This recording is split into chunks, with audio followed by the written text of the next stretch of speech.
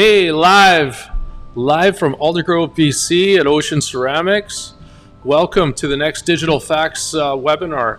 So just some quick introductions. My name is James Neuber, third generation dental technician with Ocean Ceramics and the Neuber family.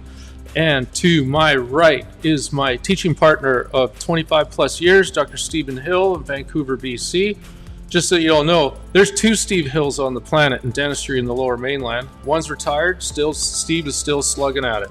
So, and he's one of the best smile techs or smile docs in the city. So, and to my left, I have two Marks. Mark with a C, Mark Wagner. He's our producer and does all our media work here at Ocean Ceramics. And to my second left is Mark with a K, is Mark Stevens from Align Technologies, Itero. So, you know, we always like to get off on the right note here with the introductions, with a little bit of background. So I'll just, first of all, we'll start with Mark Stevens. Tell us a little bit about your background, Mark, and how you actually got into this profession. Yeah, sure, absolutely. So university, I was going to school for basic business management, and then met up with a couple senior consultants to kind of advise me on my career path. And right away they said, "You're a salesman. You should definitely be in sales. You're persistent and knowledgeable and all that, and you should definitely try to get into some of the more medical fields." So I started looking at dentistry, interested in that, worked my way to get up into it, and now I've been about 12 years in dentistry. 5 of those years have been in scanning, and haven't looked back. Well, I want to correct you a little bit in what you actually do in our profession. You're not a salesman. I actually look at you more of as a leader of leading people into new technology, because it's not about making the sale in what we're doing here and what we're going to talk about tonight. It's about leading people into technology. And so I would actually want to correct you in your position, is you're not a sales guy. You're a leader in leading people into new technology. I like that better. I appreciate that. Okay, so Mark with a C. I'm kind of a mix of everything. I started off sales, so I was with one of the local distributors of dental products. I won't say which one. Got a great dental education from that company. I bounced around. I'm a bit of a dental vagabond, actually. So I did the sales thing. You mean a mutt? I'm a mutt. Yeah. I don't have a home, and I'm sleeping on everybody's couch. Literally right now. I am. Yeah, I am. My house is being renovated. You don't want to hear me tearing up. Shacking up with the in-laws. Hey, it works, right? And since then, I have all these other skill sets. I actually went to school to become a paramedic, so I'm a fully certified. I went out and did that, and I got talked out of it. So if somebody has a jammer at Ocean, we're going to call you to pull out the defibrillator hanging on the wall. I'll put down the MacBook and I'll race on over. But I have all these skill sets. I'm really well versed in technology. I've kind of melded the two together, and my partner and I, Tyler, we formed Dentists on Demand, and I get to fully utilize creativity and delve into all these cool pieces of technology to allow everybody else to tell their story and help out awesome folks like you guys here at Ocean. And that's where I'm at right now, the helm of lots of things, I guess. Well, I'll correct you in how I see your skill expertise. Is what I see, Mark. You said it. I'm a mutt. C, is you're a social media marketing wizard. And what and more than just the Wizard of Oz with the guy hanging behind the curtain pulling the cord. Your success with Dentists on Demand and helping offices jack up their marketing directly to patients is a unique skill set that's not seen out there in the marketplace. So. Well, I think it's really cool to have both the clinical side of things, clinical knowledge, mixed with the laboratory knowledge. I think those two pieces together kind of gives you a really broad spectrum of the dental industry, and I'm very lucky to be where I'm at. A hybrid is a sexy word for mutt. Oh, a hybrid mutt. Well, mutt is a hybrid, isn't it? Yeah, exactly. And Steve, give us your intro. I mean, I know you for so many years. We've sipped a lot of wine together and talked about our rugby past. But what's your history that you can share with the crowd? Oh, how long do we have? So you get asked when you're a young man or a young boy, what do you want to be when you grow up? And I said, I want to be a dentist. And that's not the usual kind of thing that people say. And so it gets you a lot of attention from adults. And So is it kind of like the kid on Rudolph the Red-Nosed Reindeer that says, I want to be a dentist? No, not at all. Was that movie based on you? There was in our grade school, there was a publication that you can get. I believe it was Scholastic Achievements or something. It was like a 4-page thing that came out every month. And for the grand total of $5, you would get an opportunity to read up interesting facts on science. And so I signed up for the science one. And one of these things came through and said that science is now working on a model that will predict who gets cavities. I'm in grade 3 at this point, or grade 5 or something like that, in about 12 weeks. And I thought, that's impossible. And so I read up on that, and I thought, So I tucked that behind my brain. I went on to enjoy chemistry and a bunch of different things in school, but I just kept circling back to dentistry. So you turn to your parents when you're starting university, and okay, Dad, I'm thinking about becoming a chemical engineer. And he looked at me, and he had the worst teeth in the world. And he said, be a dentist. Don't go into chemical engineering. So let's just see what happens. And so I ended up on a path. And when you're on a path, other paths intersect. And I ended up with a roommate for my last couple of years in university, and both of us got into dentistry at the same time, and we met Marcy in that class, and so now I'm a dentist. And so the thought of working with ceramics seemed to me to be very artistic and a great expression. And I had the great fortune to have Dr. Urs Belzer at the University of British Columbia in like 1982 and 83 from Switzerland. He's now gone on to write multiple textbooks, but biomimetics with Pascal Manier. Pascal Manier. So when Pascal came into town on the continuing education, I lapped it all up, and I thought that was the best thing ever.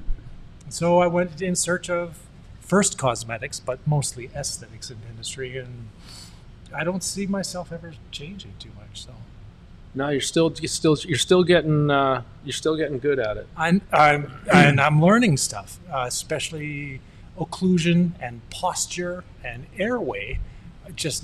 When I started this, I never thought I'd be circling back into this. Yeah. So it's fascinating. So, and quickly with my history, like I said before, I'm 3rd generation dental technician in the Neuber family here at Ocean Ceramics, and so my parents were also one of the first dental technicians in Western Canada. My mother was the very first porcelain ceramist in Western Canada to build porcelain.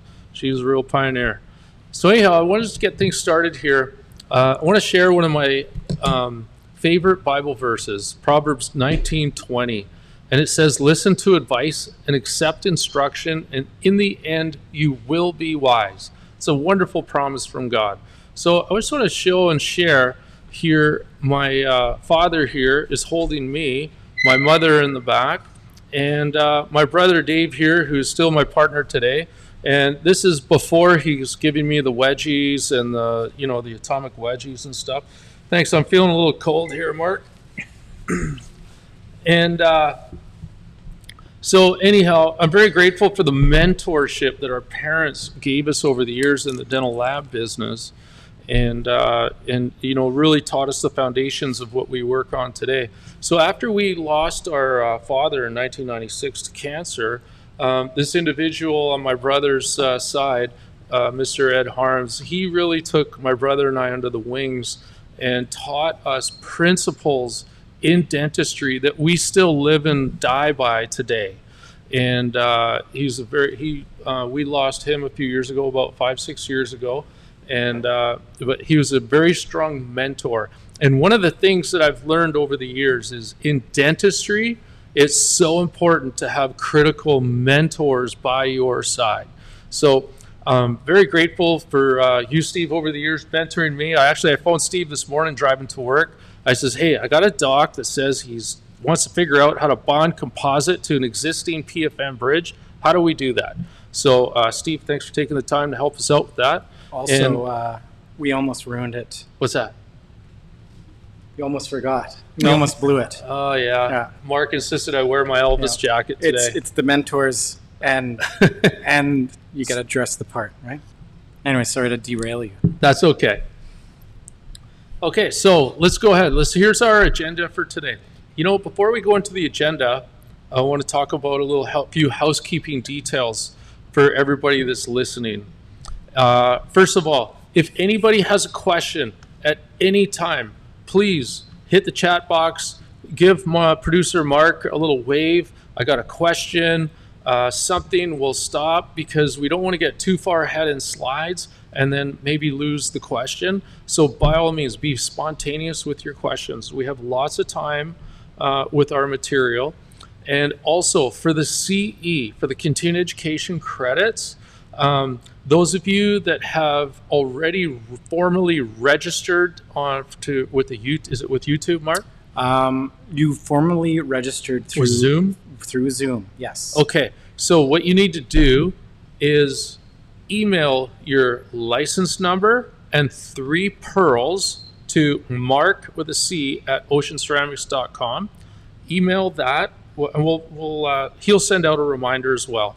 But you can screenshot, you can type it in, but you need to send 3 pearls, and then Mark will email back a certificate with your CE that you can upload to the college. That works. Yep.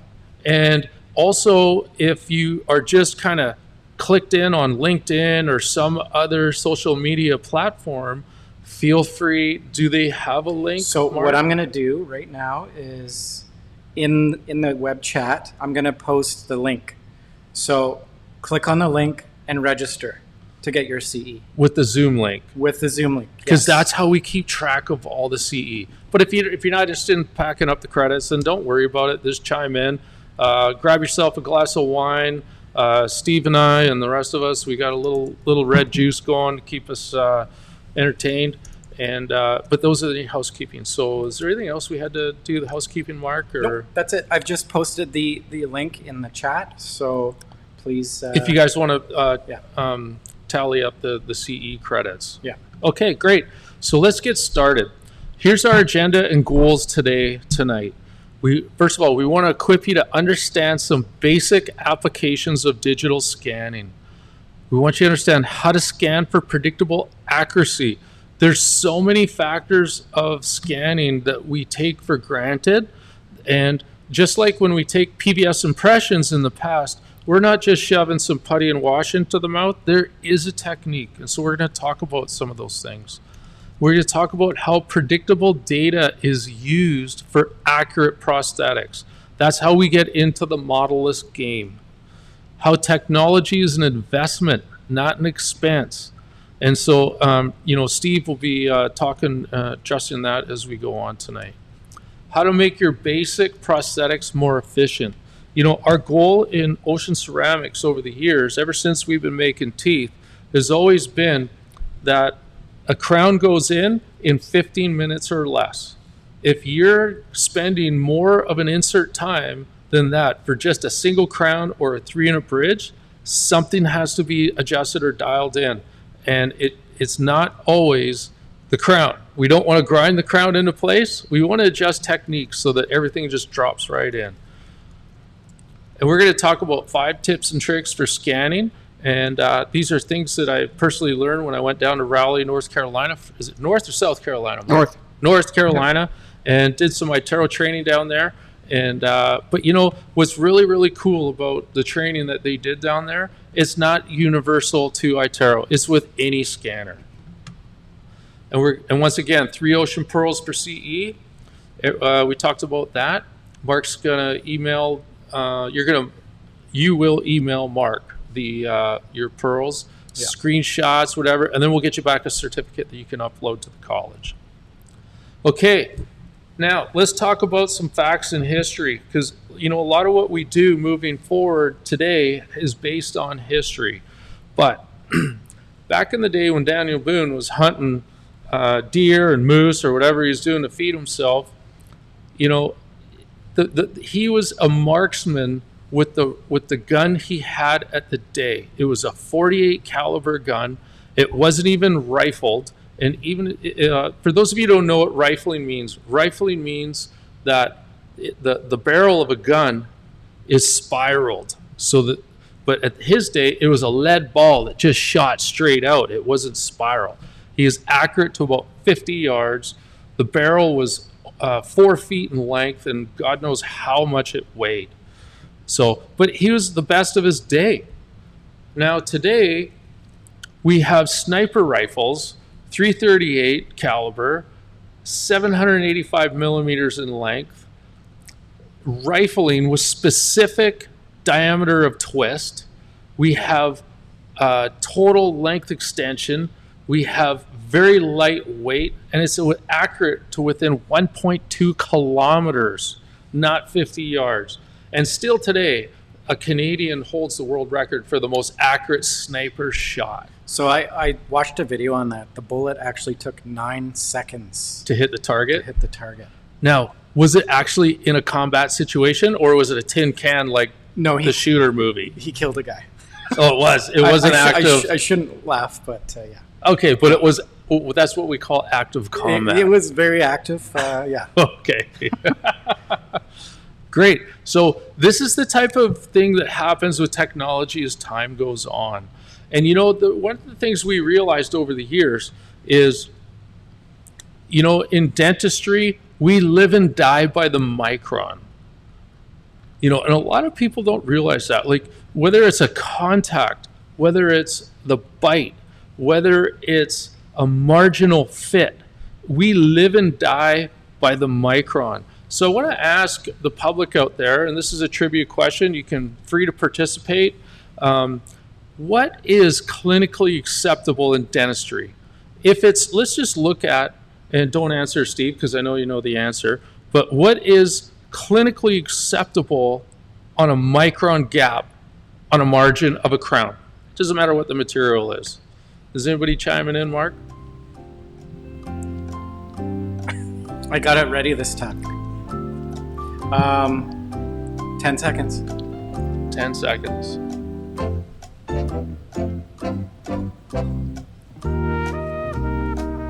No, that's it. Okay. That's all we're going to go. That's all right. So anything 50 microns or better on a margin is clinically acceptable. That's actually clinical supremacy, because anything outside of that, there are reports that say that it can be within 100 microns, but if we sent out something that was 100 microns out, it would definitely be sent back. Would be by me. Yeah, exactly. So 50 microns is clinically acceptable. Now, actually, what is it? Is that, if you look at a margin, Steve, is that for bacterial resistance, sealing? Like, do you know the science behind? Because you're the science guy, so I'm going to put you on the spot. Mm-hmm. But what is the clinical relevance of, say, 50 microns? 50 microns is said to be about the thickness of a human hair. Human hair varies a lot, but 50 microns is one of them. And it seems that back in the day, when measuring gold under the new scanning electron micrograms, what looked like to them to be an acceptable margin would be something less than 50 microns. Acceptable meaning that bacteria have a tough time gaining a large enough community under the lip of that to create enough acid from the starches and sugars that they eat to be able to produce a cavity, or to cavitate, to produce a cavity in a tooth. Perfect. I was about to say the same thing, but you cut me off. Sorry, Mark, with a K. I used to have that Now You Know song, remember? Do, do, do, do. Anyway, sorry. Okay. Yeah. So before I go into my list here for why digital for anything, let me put Mark with a K on this line. What are the biggest reasons for people engaging in a digital scanner in their digital journey? What like give me top 3 reasons that somebody would engage in that. I'm hearing feedback. Anyone else? Nope, that's my fault. Okay. I just heard your question again. Yeah, I heard that too. I thought somebody online was chiming in. I thought, how'd they do that? You never recognize me. your own voice. Yeah. Yeah, I've got the video playing on multiple screens. Gotcha. Okay, sorry about the interruption there. First of all, Top people, 3. Yeah, people are still looking for just getting their crowns to fit. That's first and So foremost. it's to achieve better fits. Yep, absolutely, with their crowns, and to just streamline that process to make it quicker and more efficient is going to be another thing. Does that mean they're already having problems with a PVS technique? I mean, it depends on what they classify as a problem. Okay. Most people that I speak with who are working with PVS just expect adjustment. It's built into the time that they allow for their final seating appointment. Really? Their adjustment is part of my day. It's a normal thing, right? Steve's nodding away. Wow. No, it's just So that when I went digital, I had all this time to drink coffee afterwards. And I thought, okay. Do you tell Lynn to book another crown prep? No, I just cut down everything. I went from an hour delivery to 45 minutes to half an hour delivery. And then COVID hit, and then I had another 15 minutes because we got to clean everything thoroughly afterwards. But the accuracy is at least twice as much, right? And so then you get asked the question, well, how much does it cost you, doctor, to have to remake a crown, even if the lab says we'll take care of it for you? Well, you lose the profitability of it. If you're at 60% overhead, what you're doing for free steals away any money that you made from it. Doesn't cost you anything, but you didn't make any money on it. And so we're looking at 2 hours lost productivity. Do the math. If you don't know how to do the math, learn how to do the math. The most important thing you can do is monitor. When you look at something, it will grow. That was what we were taught. And if you don't know, then you're just flying blind out there. Yep. Perfect. So that was point number one. Fits. Next is streamlining efficiencies, right? Reduce Same chair thing. time. Same thing Okay. essentially. And then the last thing is people are more and more, I've seen this more and more in the last 2 years or so, is patient communication. They want to communicate better to their patients. They see those blank looks on their faces when they're describing a And treatment you were plan. talking about the growth in the hygiene departments too. Absolutely, yeah. So from the entire team, it's not just the doctor, the conversation starts with the team. Start to educate the patient on some concerns they have for their oral care, and then the doctor comes in and talks about specifics in the treatment plan, and just using that visual tool. We've all seen what change intraoral photos brought 10 years ago. Well, now this is that next step, right? Especially with the clarity and resolution and increasing. So my brother and I were up in Smithers, BC last weekend for the Northwest Dental Society meeting. We were doing a couple lectures up there and talking to a few clients, and they're like, yeah, we have to get a couple ladies up there. We have to get another scanner, James. So I'm like, okay, why? Because everybody's stealing it in the office. We can't, when we need it, we can't, it's not there. Like everybody's stealing the scanner. So anyhow, okay, well, that's great. Okay, so the reason why I asked you that on this slide is because I knew that the evolving changes with the growth of scanners in the office is different than when I made this slide. But what we see on the lab end is that anything digital can be, anything with a mechanical task can be digitized. So whether it's a photograph, a radiograph, however. So when we look at articulation, stick bites, frameworks, abutments, anything that is a mechanical task, it can be digitized. However, efficiency for artistic tasks is very, very subjective. It is very hard to digitize a smile design, or when Steve and we used to do a lot of refractory veneers, it's impossible to digitize that. I've been working on trying to digitize, mill my refractory dies to go back to the old ways we used to do it. It's haven't got it figured out yet. Yeah. And my friend Ed McLaren, he hasn't figured it out yet. And if Ed hasn't figured it out yet, I don't know. It's not even Obi-Wan Kenobi can figure that out. So, anyhow, and it's very, very hard to efficiently create something artistic digitally. So that's what's driving a lot of the production in the lab game. So, but anyhow, layering ceramics, prepping a tooth, and communication, is very, very subjective for efficiency to make it digital. It drives me nuts still when I phone up somewhere and I get the computer pickup phone message, press 1, press 2. Doesn't matter if it's an office or the government or an insurance company. I hate it. It's not efficient. Yeah, I don't. Well, it's efficient for them. I had specifically had multiple dentists say, if you guys ever get that system in your lab, I'm gone. Is that right? Oh yeah, I because they want, when they call in the heat of a day, they want a live voice now. Yeah. They don't want to press one button. So There's only one company I accept that from. It's Itero. well, that's because they're a worldwide global They're organization. on for 12 hours a day around the world. Yeah. That's how big their support is. And yeah, they're going to need a little help to get from 1 to 2 to 3 to whoever you need to do.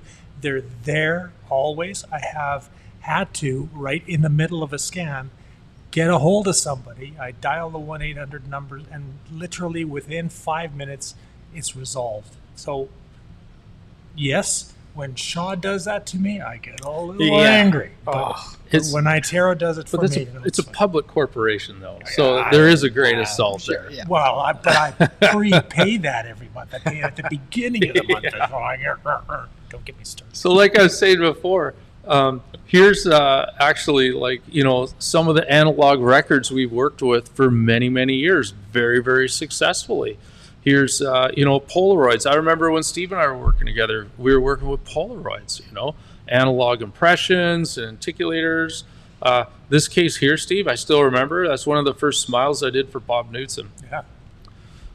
Okay, so accuracy and efficiency. When we go digital, now when we have a situation where instead of analog articulating paper to check a bite, we do T-scan.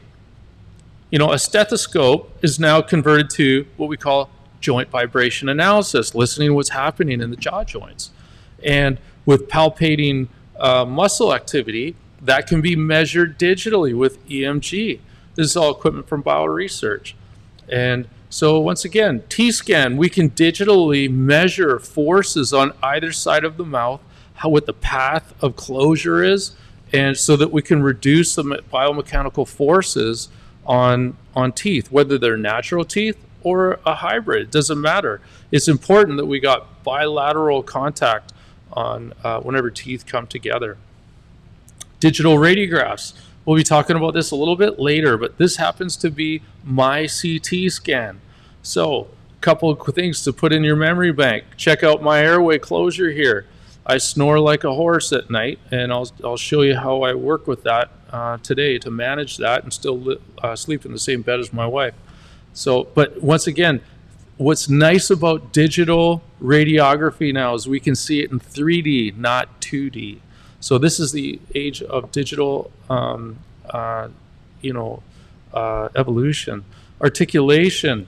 We do a lot of bite management now in software. It's in 3D. When we do guards and deprogrammers and all these, we manage bites a lot of the time three-dimensionally.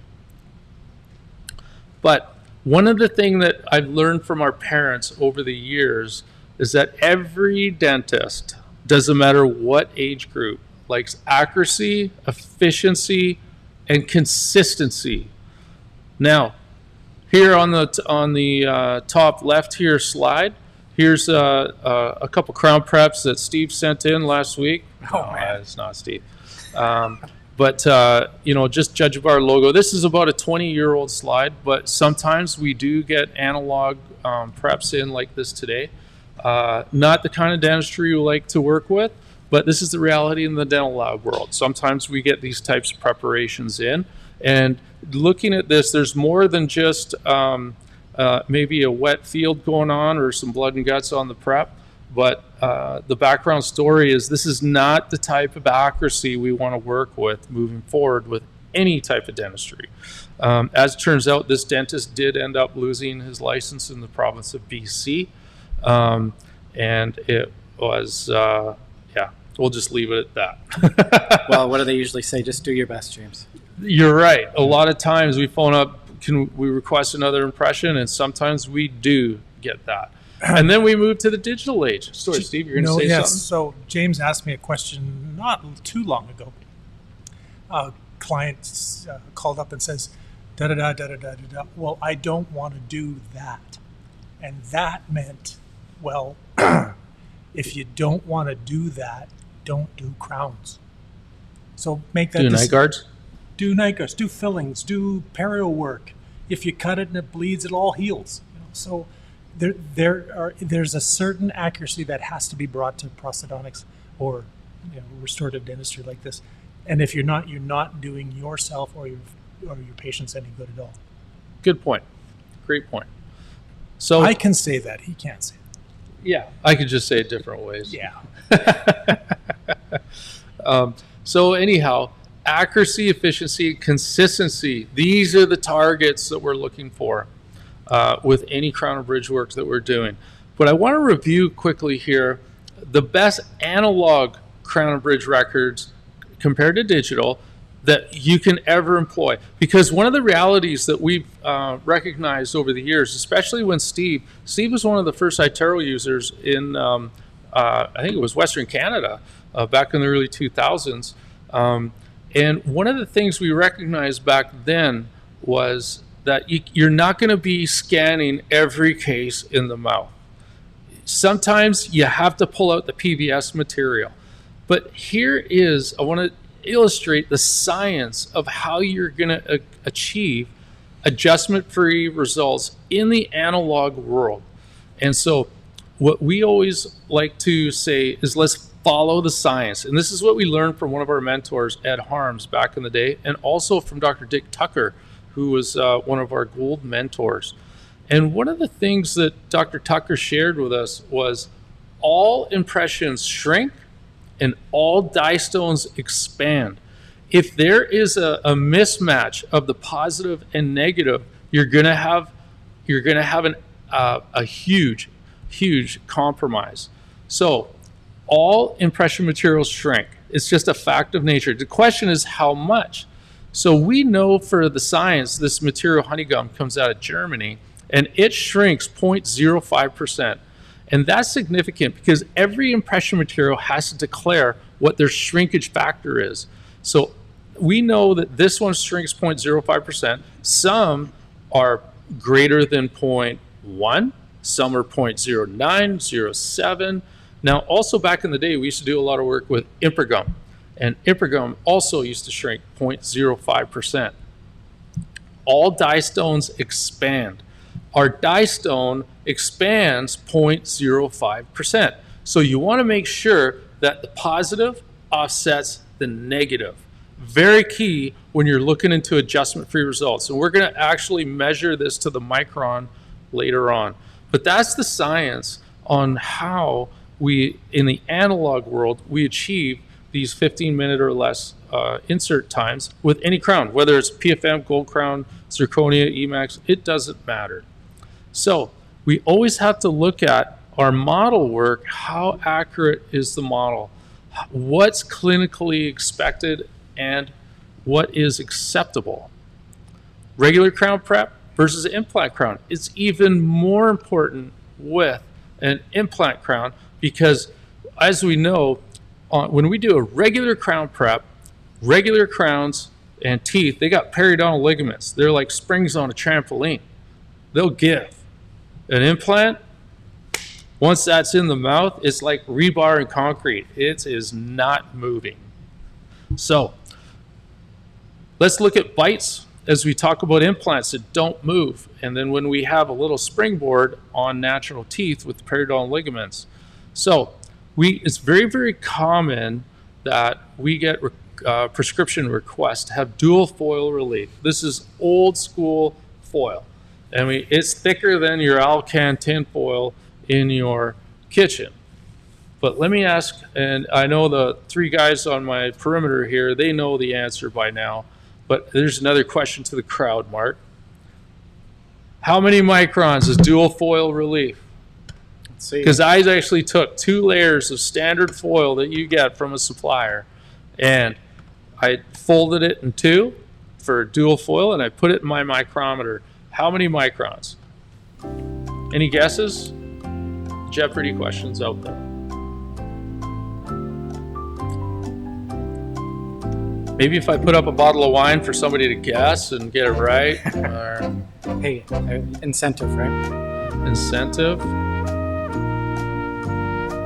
Crickets. Okay. It's 100 microns. So for those of you that aren't always maybe calculating as fast as I used to with 100 microns, 100 microns is 1/10 of a millimeter. That's a country mile. So, and just as Steve was alluding to earlier, the thickness of a hair, we can feel hair. If you bite on the contact of a hair, we can feel that in between our teeth. A hair is anywhere from 20 to 40 microns thick. So now if we multiply that by 3, that's where you got your dual foil relief. So that's just to give you a little illustration. When we're scanning and we send a record into the lab, it's the reason why I go through that illustration of microns with hair and bites and contacts. You know, a lot of times we have to finish cases to a printed model. And there's a big question mark out there still today on printing accuracy. And I'm gonna dissect accuracy on printed models and milled models and stone models so that everybody can have a lot of whys answered. Why they have adjustments on contacts, why they have contacts on adjustments on bites, and also internal adjustments. That's a big deal because we run into so many people, like Mark here was saying, that they're investing in a scanner because they want better efficiency on fits, internal, external, everywhere. So here's the data that we've packaged up over the years. 98% of any remake, we don't have a 98% remake factor at Ocean, let me just clarify that. But 98% of any remake that comes in is a direct result of faulty impressions.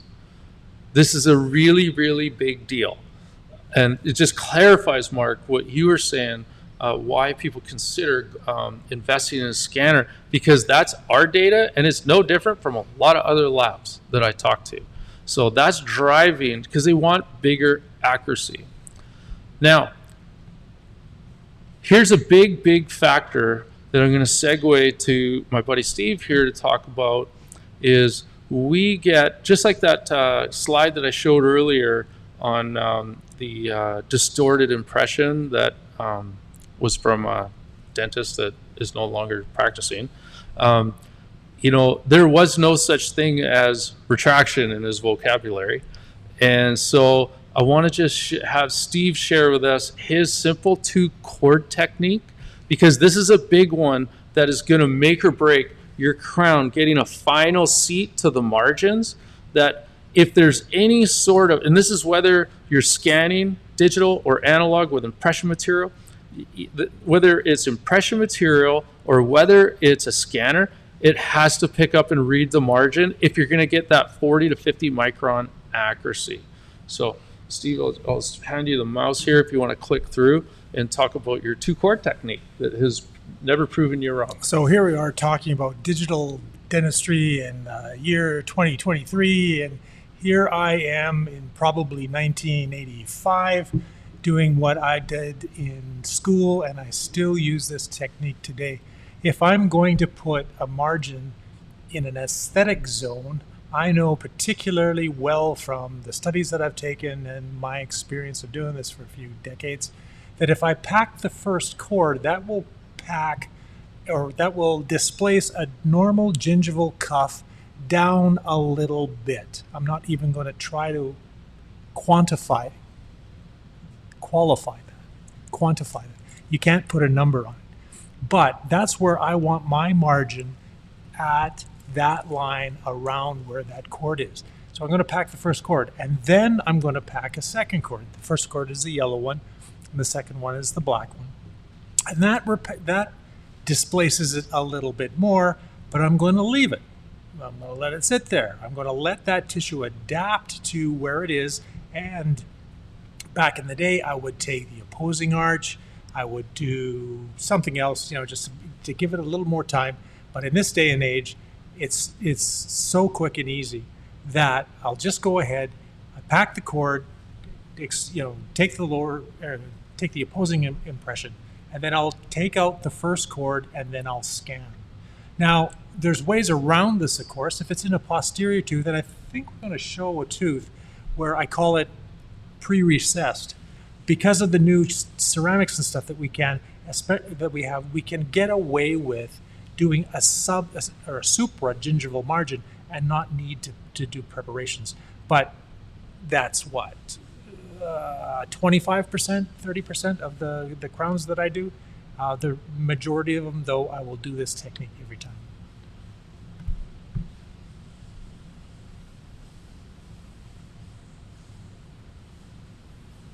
So now, what was this material? And can you just review, Steve? What do you soak in this black cord in?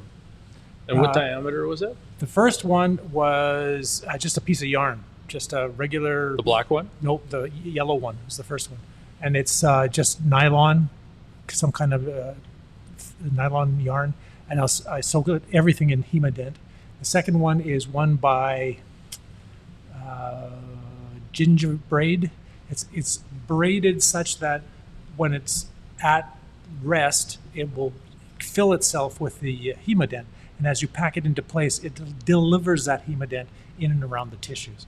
That's one of 2 out of 4 or 5 things I use for retraction and tissue control and just getting to the margin so that I can see it. If you can see it, you can pick it up with an impression. If you can see it, your scanner will see it and then record it properly. What do you do, actually, here's a side question I had in my thought. Can you just bring this up, Mark, this slide? Are they seeing what I see? Yeah. Oh, okay, sorry. Yeah, so if you have a bleeding situation and you're about to impress or scan, how do you normally handle that? Well, it depends on the situation. Typically, if it's a back tooth, there's a lot more food that tends to get packed in between contact points. People don't walk around with stuff hanging out of their front teeth, but they'll leave it stuck in their back teeth until it gets really inflamed. And there are times when it gets very challenging. So, first line of attack are the first and second cord. And I'll take out the second cord and I've got bleeding. What do I do next? I'll kick myself because I didn't use the retraction paste before the first one went in, and then the retraction paste when the second one went in, and then just keep that in the back of your mind for the next time you do this. Or I'll use something called a comper cuff. It's just a wedge, or it's like taking a cotton roll, cutting it off, but it's very densely packed. And so it has extensions that go in approximately, and you just have the patient bite down on it. And you walk away. You leave that sit for 3 minutes. It's 3 minutes of compression. Anybody knows that's had CPR, you get bleeding to stop by direct pressure. So when that comes off, gone, done. And I also keep $1 in $200,000 xylocaine, 1 in 200,000 epinephrine xylocaine. So I'll go right into proximally, doot until the gum tissue goes white. Then I know I've got it blanched and it's not bleeding. Then I'll take the impression. And the third one is the NV laser. I have a very cheap little laser, and I'll cauterize the area very gently. So those are my tricks. Awesome. I always wondered that. It's not easy. None of this is easy. So if you have a site like this, you're ready to scan or impress. I love that. I wish that happened every day. Well, there's your PBS pickup. There you go. There you go. But anyhow, let's all remember, whether we have bad materials, bad technique, bad retraction, whatever the situation may be, we don't want to go into this type of situation. In the digital world, this is GIGO. Garbage in equals garbage out. Yeah, analog or digital, right? And that's one of the reasons why I wanted Steve always to be on our webinar when we talk about digital, analog, we're going into the modeless world, is to give those clinical perspectives on how to move forward the right way. So he's always got a tip and trick up his sleeve. So I want to talk about now the digital trap. And ever since my brother and I got involved in the digital journey back in the early 2000s, we were actually distributing iTero units through our lab before Mark or even John Martin was in the loop working with iTero. And it was a guy named Simon Gosh at the time. So he used to work with Nobel as a rep and went on with iTero. And so anyhow,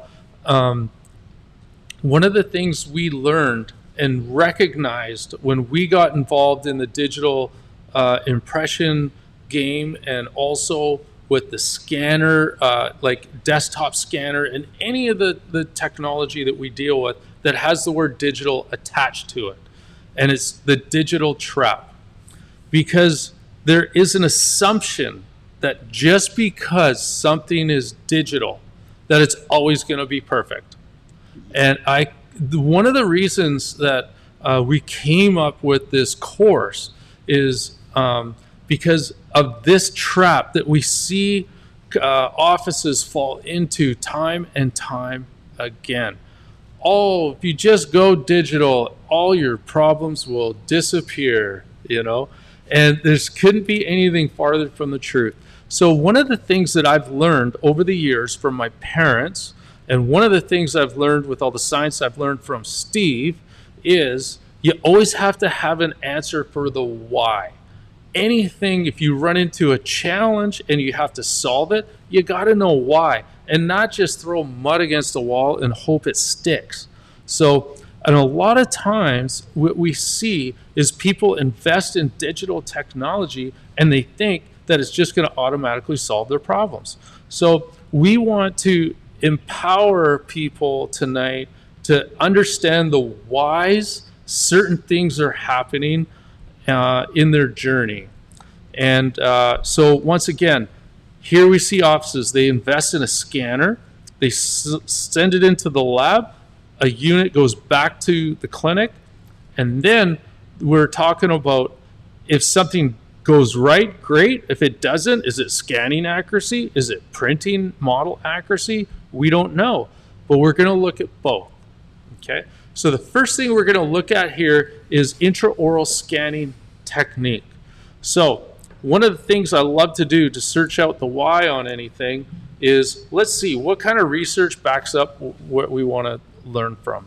So what I did was, one thing I noticed is a lot of people, when they're scanning, they go through, from whatever manufacturer, they go through their training, but we're all humans and we're all creatures of habit. And what I see, Mark, all the time, doesn't matter what scanner they have, new scanning people, they take a scanner and they just have this ultra random technique to go and try and pick up data. Yeah.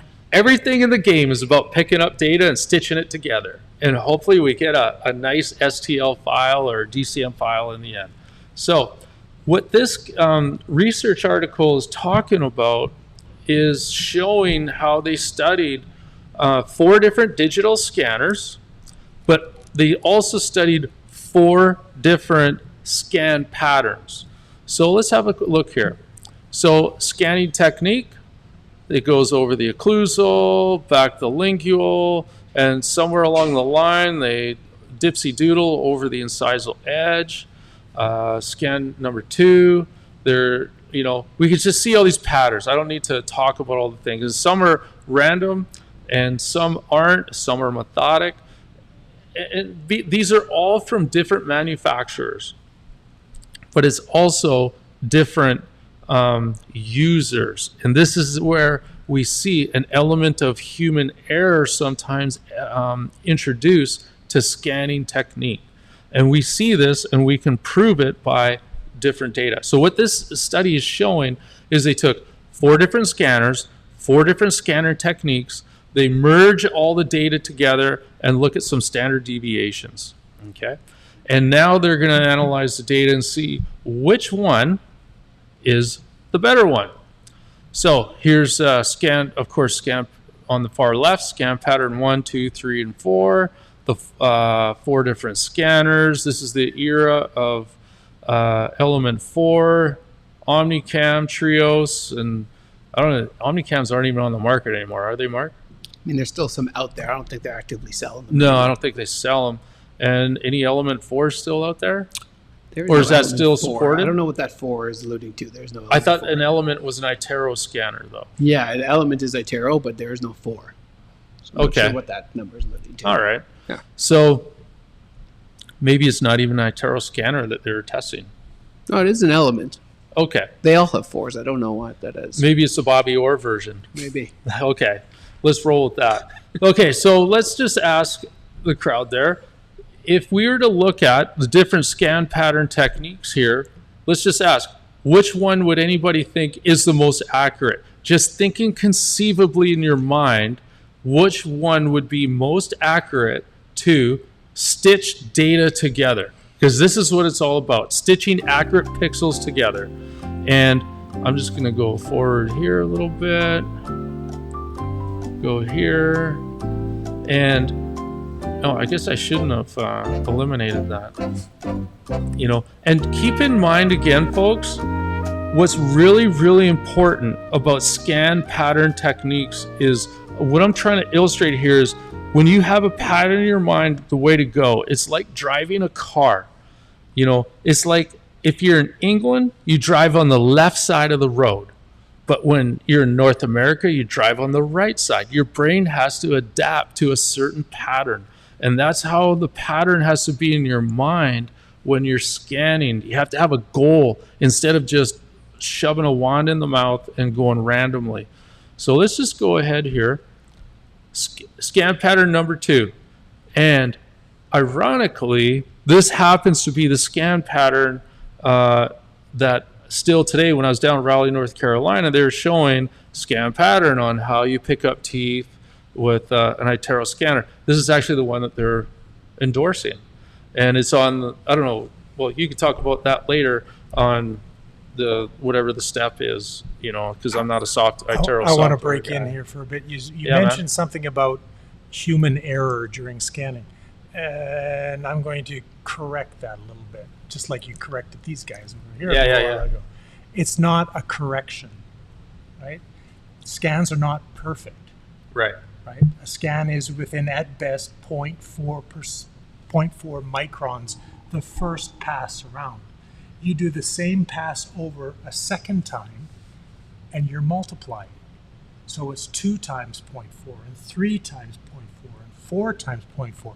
So if you get into these dipsy doodles, you're tripling, quadrupling, all of that, and all that builds a level of inaccuracy into the thing. Now the cool thing about iTero, you give them a call. You say, you know, I know somewhere I got a picture of the perfect margin all around the tooth, and then the blood set in, and I scan and I scan and I scan and I scan. Can you clean up all the extraneous levels and just get me that one there, and then maybe the best one that shows the mid, and then the best one that shows the occlusion or something? They can reduce the amount of scan layering to increase the accuracy. Doesn't the AI do that anyhow? Mark? No. Is that on a prep? I thought the AI does that with teeth. On the initial pass, it'll eliminate tissue versus teeth, Okay. And but gloves. it won't eliminate layers and layers of blood on top of the margin. So recently Okay. I was in a study club where we tried, a couple of young dentists did a bunch of their first time veneer preps, and out came the 3-shape to be able to scan it in. Well, they couldn't get the saliva out of the way. And so a very well-established dentist sat down and apologized. She had to be perfect about this to get all the bubbles out of the way, and built layers and layers and layers of stuff on it. And then That's like stacking the light body on top of each other, isn't it? it's like, letting it set and then putting Yeah, that's more what I in. mean, That's yeah. exactly right. That's exactly right. And so at the end of it, we took impressions. Yeah. Oh, no kidding. Oh, yeah. And they fit great. They fit great. You fell But- fell into the digital trap. Exactly. Exactly. So, And it's easy to do, but you got to remember this is not perfect. It's a lot better than what we used to have, but you have to respect the technology and use it appropriately. well, and I think understand what the technology is doing. That's what I think is, and one of the points we're trying to drive home tonight. And each scanner has different technology too. Yeah, exactly. But it's all, if you layer, it's all the same technology. Yep. Right? More layers, more levels All right, of fine. stuff. You know, and you're right, they're different, but the concept is still the same. Yeah. Obviously. So let's look at another concept of scanning: quadrant versus cross arch scanning. Let's evaluate our risk. Now let's have a look at, one thing I know when we got started with the printing game, that there was a big discrepancy of accuracy on quadrant printing versus cross arch printing, because you have shrinkage and or expansions of resins whenever they cure. So let's look at this with scanning. Okay, so this study is collecting data with a static model with implants, 6 implants, with scan bodies. And what they're actually doing is scanning with the similar scan pattern as we did in the first study, and measuring the accuracy of scan body cross arch and also on quadrants. So they collected the accuracy of the data from all the different scans. So here's from all the different scanners: iTero, PrimeScan, OmniCan, CareStream, Trios. And so anything here, we always said at the very beginning, anything within 40 to 50 microns is clinically acceptable in dentistry. So let's look at anything green, light blue, light yellow is clinically acceptable in dentistry. So they take all these standard deviations, stack them up together, and if we look at the top half of the chart, what we're actually seeing is, for quadrant linear distances, this means quadrant scans, all the scanners are relatively within 50 microns of accuracy here. That's what this little line grid here is. So boom, boom, boom, boom, boom. Everything is very, very accurate. Now let's have a look at cross arch accuracy. Now if we look at iTero Element 5, Medit scored pretty good. CareStream looked pretty good. Emerald, never heard of them. PrimeScan, pretty good.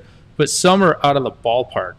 So it's very, very important that when we're looking at doing cross-arch accuracy with fixed restorations, it's a big consideration to keep in mind.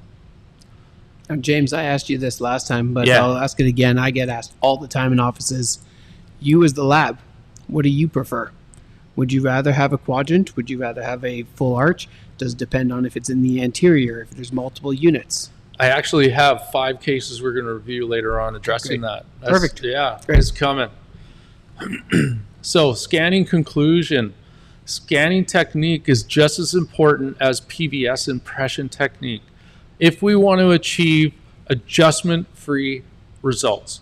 We can't just shove any PVS in the mouth. We can't just put any old wand in the mouth scanner and just randomly pick up data.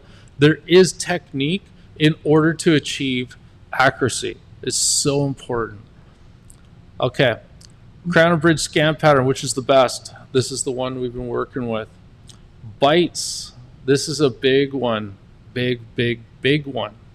Now, one thing I learned from John Martin back in the day when he came in is, says, James, we always advise offices, when you do your bite scan, instruct the patient to clench. And the reason why that is one, this scanner here, when it goes into the mouth and the cheeks are pulled back to pick up a bite scan, the natural neurological response is going to be to go open their teeth a little bit. It's just neurological for anybody. So when you do your bite scan, instruct the patient to clench, verify they're in the proper centric, and then, because we have to fight the natural neurology in the brain. Now, one thing we notice is sometimes we get some bites and they're just on another planet. I can just tell.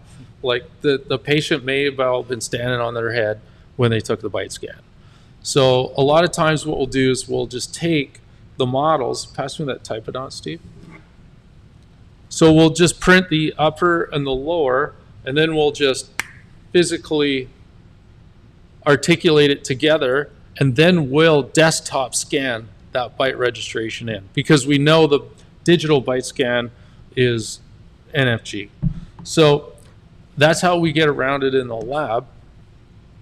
And so anyhow, that's when you're doing a bite, instruct the patient to clench and verify they're in the proper centric occlusion.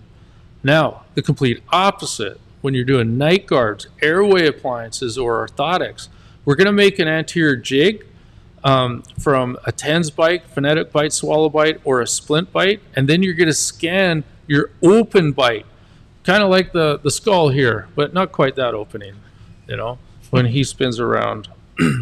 But we want to scan an open bite, and then we design directly to the open bite. Very, very important. So if I can jump in here. Yeah. Exactly what you said, but have the patient open, insert the wand, retract, have them bite down, and then check the bite on the contralateral side. If everything's in contact, because sometimes there's just not enough room to get in and see what's there.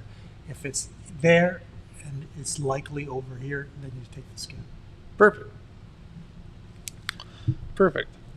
So, but once again, night guards, airway, orthotics, we want to scan the open bite. And this way you don't have to manually courier in a physical bite to be scanned in.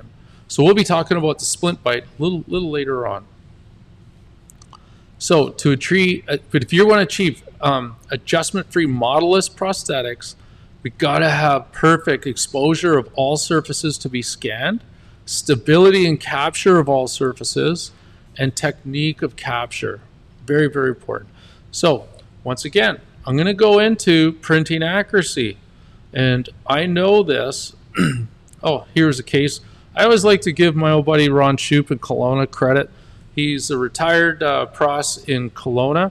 And I says, Ron, you got to send me a couple of slides of an iTero case making a couple gold crowns for you. It's like, yeah, no problem, James.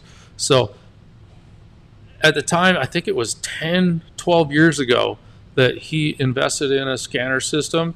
And even on his way out of retirement, he just thought it was the best technology for his restorative. So, clinical case from Steve, finished on a model. Steve, this is all you, because this is that funky case where you had some multiple canals you had to deal with, and Yeah, I don't know, I can't remember. So this is your basic you case. top me up? Oh, sure. So That's good. young lady comes in, a very small occlusal has gone awry. It's gone very deep very quickly. The root canal is done, and usually I always push for a crown on top of a tooth afterwards. But when you get this much reduction of what's left to the crown above the gum line, you're going to need a crown on this particular tooth. So this is my clinical case. There is my scan here, and you can see I've left this margin pretty much super gingival, right? I did pack a cord. It was just fine, and she was very pleased with the result at the end. So this is the new products. These are the new zirconia. They used to be very opaque and very not translucent, but you can actually cure materials through them these days. And here's the finished crown. So what I want to point out is right here. I made a reference to pre-recess, right? We've got almost 2 millimeters of exposed tooth structure here. Now this isn't a tooth that's gone black from dying, a precipitous death. This was just something that was really sore. We got to it in time, and then we put this in place. And so, yeah, you don't need in the posterior necessarily to pack cord. I like to do that in the front because in most cases I'm trying to change color. In this particular case, we accepted pretty much the same color. Anytime you use zirconia, they always come back a little bit brighter than the Vitas shade guides, and so it's not a bad thing. Now, I pointed out a problem with this particular crown that James didn't want me to talk about at first. Yeah, you're always throwing me under the bus. All the time. If I can throw a lab guy or a staff member under the bus, I'll do it every time. But I was dyslexic that day. Just, you gotta. Can anybody pick up what's wrong with this particular crown? And it's not the margin or the fit of the margin. The fits with this technique. It's a Jeopardy moment, Mark. Is it? Yeah. Okay. Yeah. Was it a Jeopardy moment at the lab as well? I didn't even notice until I reviewed this picture. I put this in place. It's wrong, and it's my fault because I'm the dentist. Anybody know? Anybody know what's wrong? You got to remember that this crown and the crowns that you will get from here on in from just about any other lab case are not built of wax. They're a drop down from a catalog in your computer file. And so somebody here, did anybody answer? We had crickets on this one? No. Somebody here put a 3/6 on top of a 4/6 tooth. You can tell that if you're looking at the cusp structure. I thought it was because you took the picture in a mirror. No. That's a distal cusp on the On a mesial. On the mesial. Yeah. I'll own that. Yeah, good. I'll own that. Good. I think my brother designed that one. Yeah. It's like pointing out that blue piece of thing that you just said I did last week. Yeah, I know. So, okay, let's move on, Steve. Okay, so let's just look at a good, Mark, maybe you can just comment on, one of the things that we've seen in the last few years that you guys have these nice little slender scanner systems, but then you also got the flex system. What's the difference between the two quickly before we go and really analyze models? So in terms of the accuracy and all that for crown and bridge and Invisalign impression taking in general, there's going to be no difference. They're going to be the exact same accuracy, same wand, same caliber of lenses and all that. It's just the 5D Plus, the black model you just showed, is a little bit more advanced in some of its features for treatment acceptance. So some of the outcome simulator tools for Invisalign, in-face visualization, caries detection, intraoral photos taken simultaneously, things like that. Tremendous features. It's completely understandable why there's quite a variation in price, but in terms of your normal everyday lab work, the exact same product. Oh, you mean the flex to the Flex to the 5D Plus? Yep. Okay, wonderful. I get that question a lot. That's why I want to just throw it publicly on the floor. Today I had an opportunity where I finished an iTero case for a young gentleman, and it looked spectacular. And I took the after pictures, and he asked me, "Could you give me a before and after?" And I said, "Oh, absolutely." And this was the first time I'd ever only taken the pictures from the scan. So they give you the side and the arch and the front and all that kind of stuff. But it never asked me for the face and the smile and the profile. So I never actually took those pictures. And so now I can't give him what his smile and his face looked like before and his smile and his face after, unless you do the outcome simulator with your iPhone. Now you can take his picture of the before, upload it to my iTero, and then you've got that photograph anyway. It was the first time I felt bad. I couldn't give him. I have his arch, which is actually photographically correct. Can we do that later with Mark's system here? Show the in-face? Can we do a demo later on with Possibly. the iPhone and this? Oh, no, that wouldn't link up. Okay. It wouldn't. No. Yeah, I wasn't sure. If you did take a photo, if you ever find yourself in that situation, if you did use an SLR camera and take his photo, it's not on the app, you can bring up the photo on a computer and use your app to take a picture of that photo, and it works. Sure. Nice. Yeah. And I just know it better now. Awesome. Okay, I want to really, really jump deep into some data analysis here. So one of the things, I hope you got a taste of it by now, but Steve and I are real data science type guys.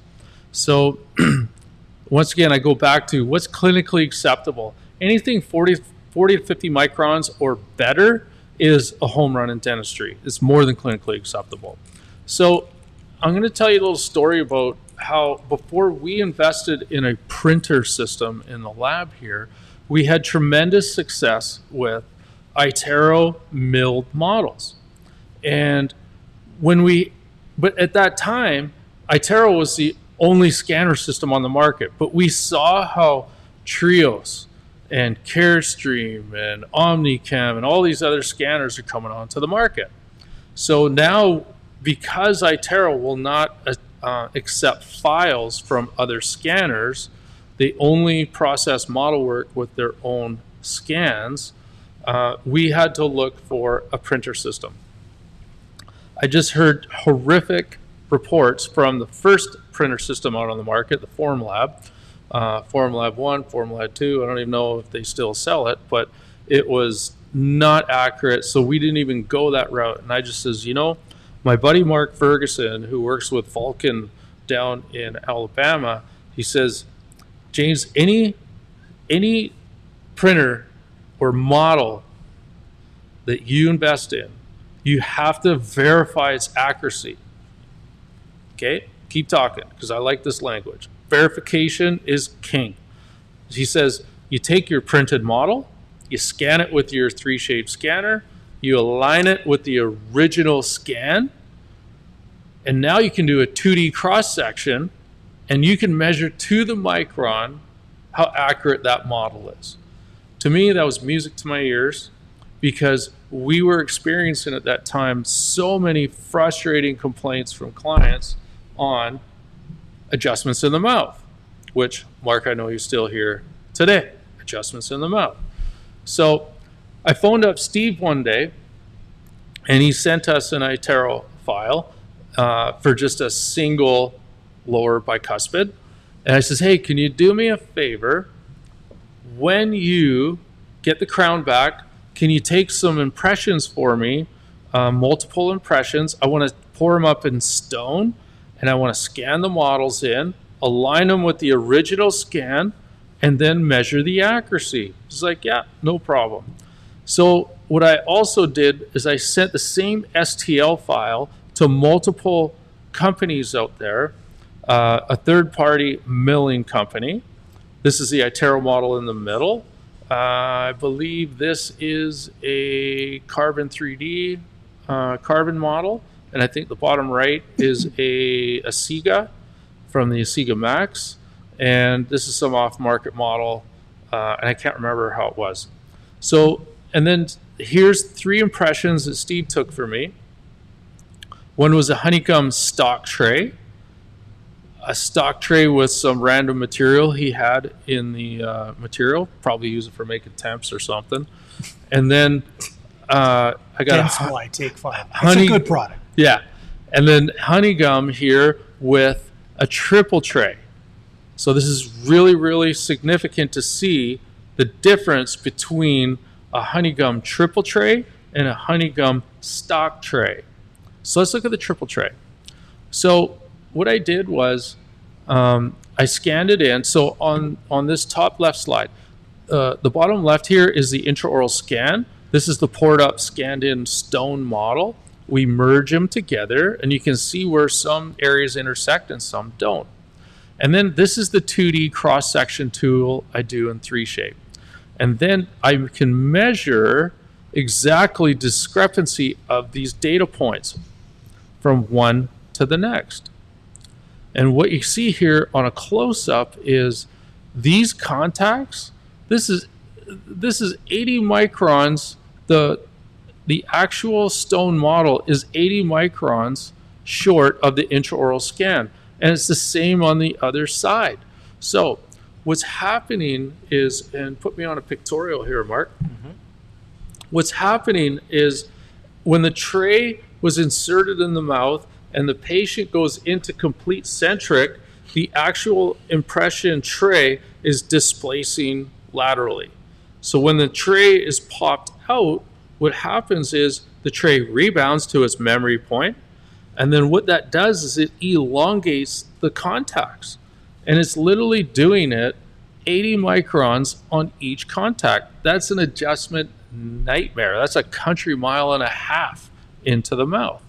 Contacts are way too wide.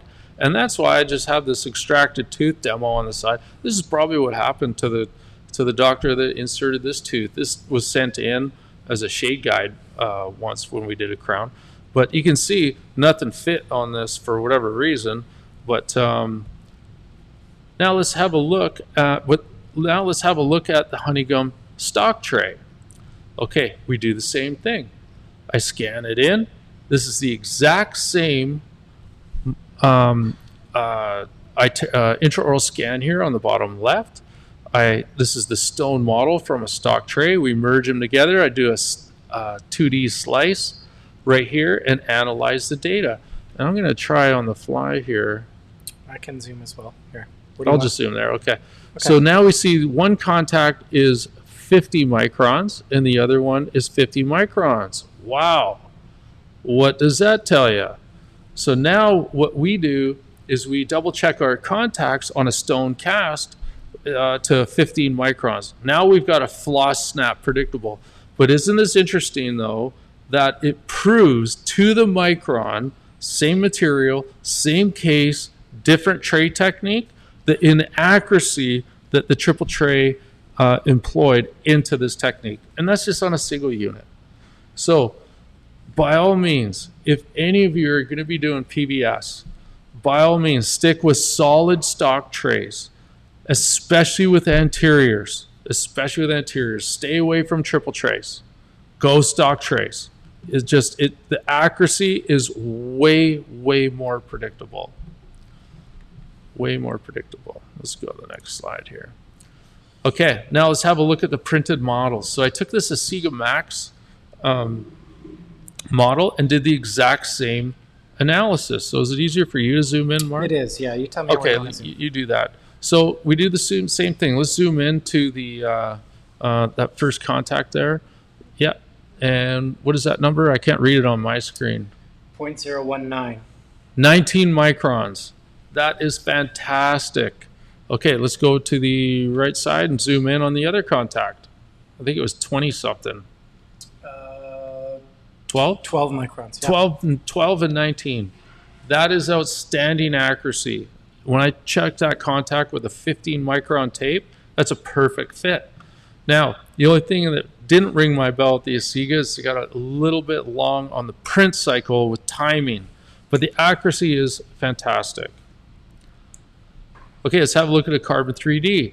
Carbon 3D, same technique, same case, different printer. Okay, and that first top left, what was the accuracy? Was that 11 microns, Mark? Yeah. Okay, very good. Now let's look at the other one. 64 microns. 64. That was a flag to me. I don't like disparaging inaccurate differences from one contact to the next. So one potentially could be an open contact, one not. So, but the big thing that kept me back from investing in carbon is this 50 grand a year for 3-year commitment. And the way technology changes, I'm not a fan of investing that kind of dough when there's always going to be something better around the corner. iTero milled. Okay, let's zoom in here. A milled model. 22. 22 on one, and I think it's 25 on the other. You are correct. Outstanding accuracy. Now, what's really interesting is let's just zoom in on this bottom here a little bit, Mark. Okay, so what we're looking at here is the actual top of the prep is about 100 microns higher than the model is 100 microns higher than the intraoral scan. What do you think that's going to do for your seating of your crown, Steve? It's going to hang it up. No, it's not. It's going to allow it to seat better. It'll bleed the. But it'll push more cement out, yeah. And you'll get a more complete seat. And the other thing that's really significant is my cursor show up there, Mark? It doesn't. Oh, it doesn't? No. Oh, okay. Is when I look at the walls of the prep, that they don't intersect. And you see how the waves of the model, they don't go inside and then outside of the intraoral scan. It's consistently on the outside. It's almost like a built-in dye spacer. So that's one of the reasons why we had fantastic results with all of our initial model work that we got from iTero. We scanned it in with our desktop scanner, and they're so accurate, everything just fit like a dream. A lot of the smaller labs that can't afford good quality printers still use our milled models all the time. And they're the ones that probably have higher success than other guys printing. Mm-hmm. But we'll address that in a little bit. Great. Okay. So then at the time I'm going on my journey of examining all these printer systems, and my buddy Eddie says, hey, you should check out this printer system from NextDent. I says, okay. So I took a file, and if you look in the background of that slide, there's a 14-unit lower arch of preps. So I took that STL file and I shipped it down to NextDent, and I said, send me back a model. I scanned it in, the exact same analysis, and I thought, okay, I'm going to push this to the test, and I'm going to see what the micron discrepancy is from one point to the other on that blue arrow. And it was out by 8 microns. And I was just like, this is outstanding. I couldn't believe how accurate it was. I mean, I could wax onto this. So we invested in the system, and we're smoking like 3 of these printers now. And we have fantastic accuracy, multiple materials, surgical guides, guards, model work, temp materials, denture try-in. I mean, we utilize all of these materials. It's amazing accuracy. So I want to segue now into some of the complaints that we've received and how we've analyzed the inaccuracies and where they pop up, because a lot of these translate into an office's day-to-day operations. It's very, very important. And actually, Mark, before I go into this, we'll just throw out the question, does anybody have any questions? Yeah, let's give it. You know, if anybody has any questions, this is a really good time in the presentation to have a look at that. On social media as well, you can ask. So I'll carry on, but I really welcome any questions as we move forward here. So here's a very, very common thing that Mark from iTero here has experienced, and he's like, why is it that some people can't make our crowns fit? And I'm going, I have some suspicions, but let's look at the data, because the data never lies. So here is the data from our own personal experience. When before we invested in printer systems, we were actually had a third-party milling center milling out models similar to iTero's. They look great, but the fits were garbage, and we actually lost a lot of clients because of that. So we had to find out a better way. So a big quality control question for anybody out there: if you have from any scanner, if the lab is scanning a printed or milled model prior to designing the case, this is a big, big, big red flag if you have internal adjustments. And I'm going to prove it to you right now. So what we have on the left here is a third-party milled model. And on the right, we've got an iTero milled model. I thought any milled model was golden, but I'm going to show you how I'm going to prove this myth wrong. So, Mark, if you could just zoom in on that bottom left slide, and it's going to analyze the third-party model. So what you're looking at here is at the top of the prep, what you're seeing is the intraoral scan poking out the top of the milled model file. And that distance is 47 microns. So, and if you also look at that dark black line, it's also intersecting with the intraoral scan on the way down towards the margin.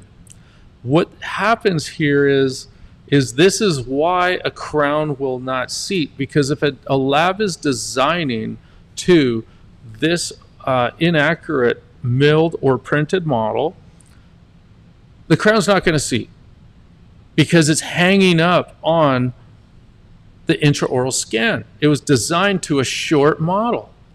Now, maybe if they put 4 to 5 layers of dye spacer on, but this is a flawed approach. What we want to do is always design the crown to an ideal intraoral scan. Now, the reason why some small labs do not do this, the reason why is, it looks, for instance, if they're designing with a 3Shape software, you have to pay extra to 3Shape to be able to import intraoral scans directly into your software and design directly to the software. And if you don't pay for that extra module, you have to scan a model in and design to it. And that's where the flaw comes in. That's where the inaccuracy is introduced to the workflow. So a lab has to design to an original scan file and pay the extra software fee. If they don't pay the fee, it's going to cost adjustments in the inside. And this data here purely proves it. Okay, let's go into the other one, Mark. Now, if we look here, this is back to that original iTero model that was scanned in, and you can see how the black line data is outside of the intraoral scan file. And on the top, it shows that it's actually 100 microns higher than the intraoral scan file. So iTero seems to always pad extra distance on the top of their preps to ensure seating, no matter what is done with the model afterwards, whether it's verified on the model or whether the model's scanned in. And this is what my opinion has been their secret sauce in accuracy with your model work. Giving away secrets over Does there, that make James. sense? Yep. Okay. So, James, Yeah, Steve. on that last slide, point out where the margin is on the crown. Well, it's down in the coronal area here. Right. I don't have a pointer. I could show you here, but I don't have a pointer on the screen for the viewers. But viewers can see at some point near the bottom of both sides of that preparation, those lines intersect there. Right? Exactly. And if we go over to the other side, There's no intersection. it's the opposite. It's the opposite. So the marginal fit on an iTero scan is focused on getting that margin to be absolutely true. And we got a little bit of die space Exactly. Built in. built in. So, and that's why, like, when we learned this the hard way, and that's what my dad taught us a long time back in this business. The only way to learn is the hard way, and then you got to make the choice to fix it and make it right. So, It's called tuition. yeah, it's called the School of Hard Knocks, and You pay for it. you pay for it. So anyhow, I just want to share that little gem with everybody because that literally is a deal breaker that any lab should be designing directly to the intraoral scan file to get those adjustment-free results. And it's, especially if you want to dance in the modeless world with anything. Okay, let's go on to another complaint. Tight contacts. Everybody has had this complaint. Let's look at a possible solution. Number one, follow the data. Follow the data, assuming the intraoral scan data is accurate. But the big question is, was the crown finish to the printed model or the intraoral scan? Okay, so we went through this learning curve. We had this, and so I'm not going to dissect everything here, but what I did was I took a scan here from my good buddy Dennis Marangos in Toronto. He sent us a file for a bunch of lower restorations, 4 units in a row. And I had them. I sent off the STL file to Envision Tech, and I says, send me 4 different models from your printer, 2 different printers at different settings. And then I analyzed them to find out, okay, which ones, which settings, profile settings are going to be the most accurate. And so I got some decent models back. It was from their D4K printer, and I think it was the 100 micron settings, what their profile settings were, and we got very, very good models back. But then I also sent the same file to my buddies at NextDent, and I said, look, I got a problem with accuracy right now. Can you guys dial in my fits? Right now, my contacts are coming in around 50, 60 microns. And I talked to this engineer in Holland. His guy's name was Lars. And he goes, oh, yeah, I'm just drinking a Stella right now. And, yeah, I can dial in your contacts exclusively on the x-axis because that's where the contacts will be on the print platform. I go, fantastic. How much do you want? I says, can you tighten it up by about 20 microns? He goes, absolutely. So he sends me this 30 kilobyte file, and I phone him up. I says, dude, what am I doing with this 30 kilobyte file? Like, why is this so small when this is such a big problem? It's code, right? It's code. He goes, James, we just have to change a few microns in the next axis. That's it. So he actually dialed in our own custom prosthodontic profile, printer profile for our software, well, their software that we have. And so now our contacts are coming out inside 30 microns, 30, 40 microns. So this is a model, and it's basically, this model, after my analysis, was so accurate, I could literally wax on this thing, and it'll drop into the mouth, all the units. But one thing I love about NextDent is the tech support is outstanding. And that's what I want to share with everybody here. When you go through your digital journey and you're going and investing in thousands of dollars for digital equipment, make sure you have tech support on the back end, because when you're in the trenches, you have to have somebody to back you up on tech support. Steve, what's your experience with tech support? Don't get me started. When you got some blood and guts in the chair. Yeah, no. Well, I was in a practice management study club many, many years ago, and the mentor said, you guys are probably going to be one of the highest producers in Crown and Bridge. You should go to your lab and negotiate downward their fees because you're getting so much back from them. And at the time, I was in the accreditation process with the American Academy of Cosmetic Dentistry, and I put up my hand and I said, no, pay these guys more. I pay them 10% more. I'll give them 20% more if they give me back what I want. We're not in a juxtaposition with other. We can only build successfully if we understand each other and respect each other. So find a lab, develop a relationship, stick with it. You won't regret it. Awesome. Yeah, it's true. Wise words. But I can't say enough of the tech support I got from, NextDent. It's fantastic. So let's look at another common one. Loose contacts, solution. What's our solution now with digital whenever we have a problem? Let's follow the data. Why? Because, data doesn't lie.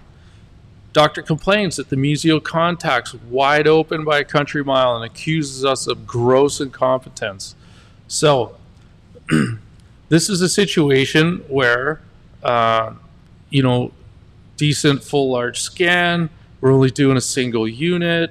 So what we do in these situations is we says, okay, if you got an open contact, or if you got a tight contact, take a PBS impression. You don't have to do retraction, cord, and all that nonsense. Just take a PBS impression, send it in to us at our expense, and we'll do an analysis. So that's what we did with this guy over on the island. And so I shot a little video explaining what was going on. So I do a 2D cross section to the scanned in model pickup impression with the crown in place. And I'm narrating here, but I don't have the narration on here. And we see we got a discrepancy here. 450 microns. That's about a half a millimeter. You're click narrating. I can hear you clicking. Oh, it is me talking in the background. No, I think you weren't narrating this one. I don't think so. Well, who's talking in the background? Tyler chiming in? That was probably one of your guys. Oh, okay. Yeah. So anyhow, we look at the. I sent this video to the doctor. Oh, it's chiming in again.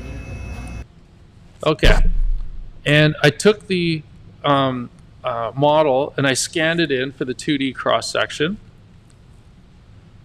and I do my analysis. I wanted to see exactly what was happening with that contact. Now the contact is 26 microns accurate. I'm like, what the heck is going on? So then I look at another part of the file. And now I look at, if you zoom in at the prep, look at what actually happened. The prep moved. So I send Nathan a message. Hey, Nathan, Ty brought me your case for Leo and the frustration of the contact issues. Sorry for the frustration you're having. After my analysis of all the records, I found that from the first scan to the second and then to the pickup impression, you can see that the prep tooth has moved distally 450 microns, almost half a millimeter. I don't know why this is moving. Maybe you have some clinical insights there. We'll snug up the contact to the pickup model. After analyzing the pickup model to the original scan, it's very accurate to within 26 microns. So I know we had a contact, we're good to go. And I says the highlighted point is the distal contact of 2.4. It's accurate to within 26 microns. Any questions, shoot me a call. Cheers, James. Sounds good. Teeth move. Hey, is this clinical reality or what? But the point of this story, though, is that the data proved the why. What's actually happening? Something's happened in the mouth that we don't always have an answer for, but the data just proved that in this situation, the tooth moved. I don't know. Some force happened on it. Maybe the occlusion was a little bit high on the prep. I don't know. So anyhow, a service we offer is that if you have open contacts, open margins, bad fits, anything, just take a PVS impression at the point of any point, whether it's before or after at seating, send it in with the intraoral scan. Well, we already have the intraoral scan, and just ask for an analysis. There's no cost, but we just want to figure out the why. And it's just a service that we like to offer for people. James, is that the most you've ever seen? Most movement on a tooth? Typically we'll see that, especially on last molars. Sure. Because sometimes on all those, as the last molar, if the bite on the temp is a little bit high, then a bruxer can move that a half a millimeter easily through the night over a provisional stage. But what's your record? I would say probably a mil. I had a 4 millimeter change. In what period of time? 3 months. Oh, okay. But we're talking about temps? I put an implant in, and it with a so surgical the implant moved? No. The implant failed. So I took the implant out, stuffed, packed in the bone implant, brought them back in 3 months to redo the thing. I couldn't get the stent to fit because it had moved. Ooh. The distal tooth had moved distally. Oh no, the distal tooth moved measly 4 millimeters. Yikes! Yeah, I had to redo everything. That's a bad day. So, but anyhow, so it happens. This is not a one-off. It's not rare. Teeth move. They move quite a lot. But if you ever, and that was again, teeth are on periodontal ligaments. The springs on a trampoline, they're gonna move. But the biggest thing for us to always find out is the why. If there's some sort of teeth movement, we don't know if it's a scan problem. We don't know if it's a provisional problem. Maybe the provisional's too tight or too high or too short. We don't know. But All we do know is if we have one model to merge with the other scan, then we can nail down what the problem is. We can analyze the data. Let's talk about flawed contacts. This is a really cool situation. So we had a complaint where a contact was open. And we're like, well, you know, usually with the complaint on a contact, usually it's tight, but rarely open. So what do? Okay, send us a PVS. So this doctor sent a PVS impression in. We poured up the stone model, and we scanned the stone model in with the original intraoral scan. And now have a look at the cursor is circling that distal contact. You see that little bubble there? Well, what that is actually, I'll go to the next slide and show you that little bubble with the red circle. Something was covering the contact. The scanner will always pick up the most outermost surface of whatever it's trying to pick up, whatever the light's bouncing off of. So what's happening here is the scanner picked up some sort, it could be crown prep matter, saliva, who knows what's in the mouth. So, and that's why all we did was just add a contact to the stone model, sent the crown back, and Bob's your uncle. But it's so important to make sure that surfaces are clean and have clarity, because when the scanner picks up that surface, it's going to pick up the most outermost surface. So it's important that we have a nice clean surface. So case analysis protocol.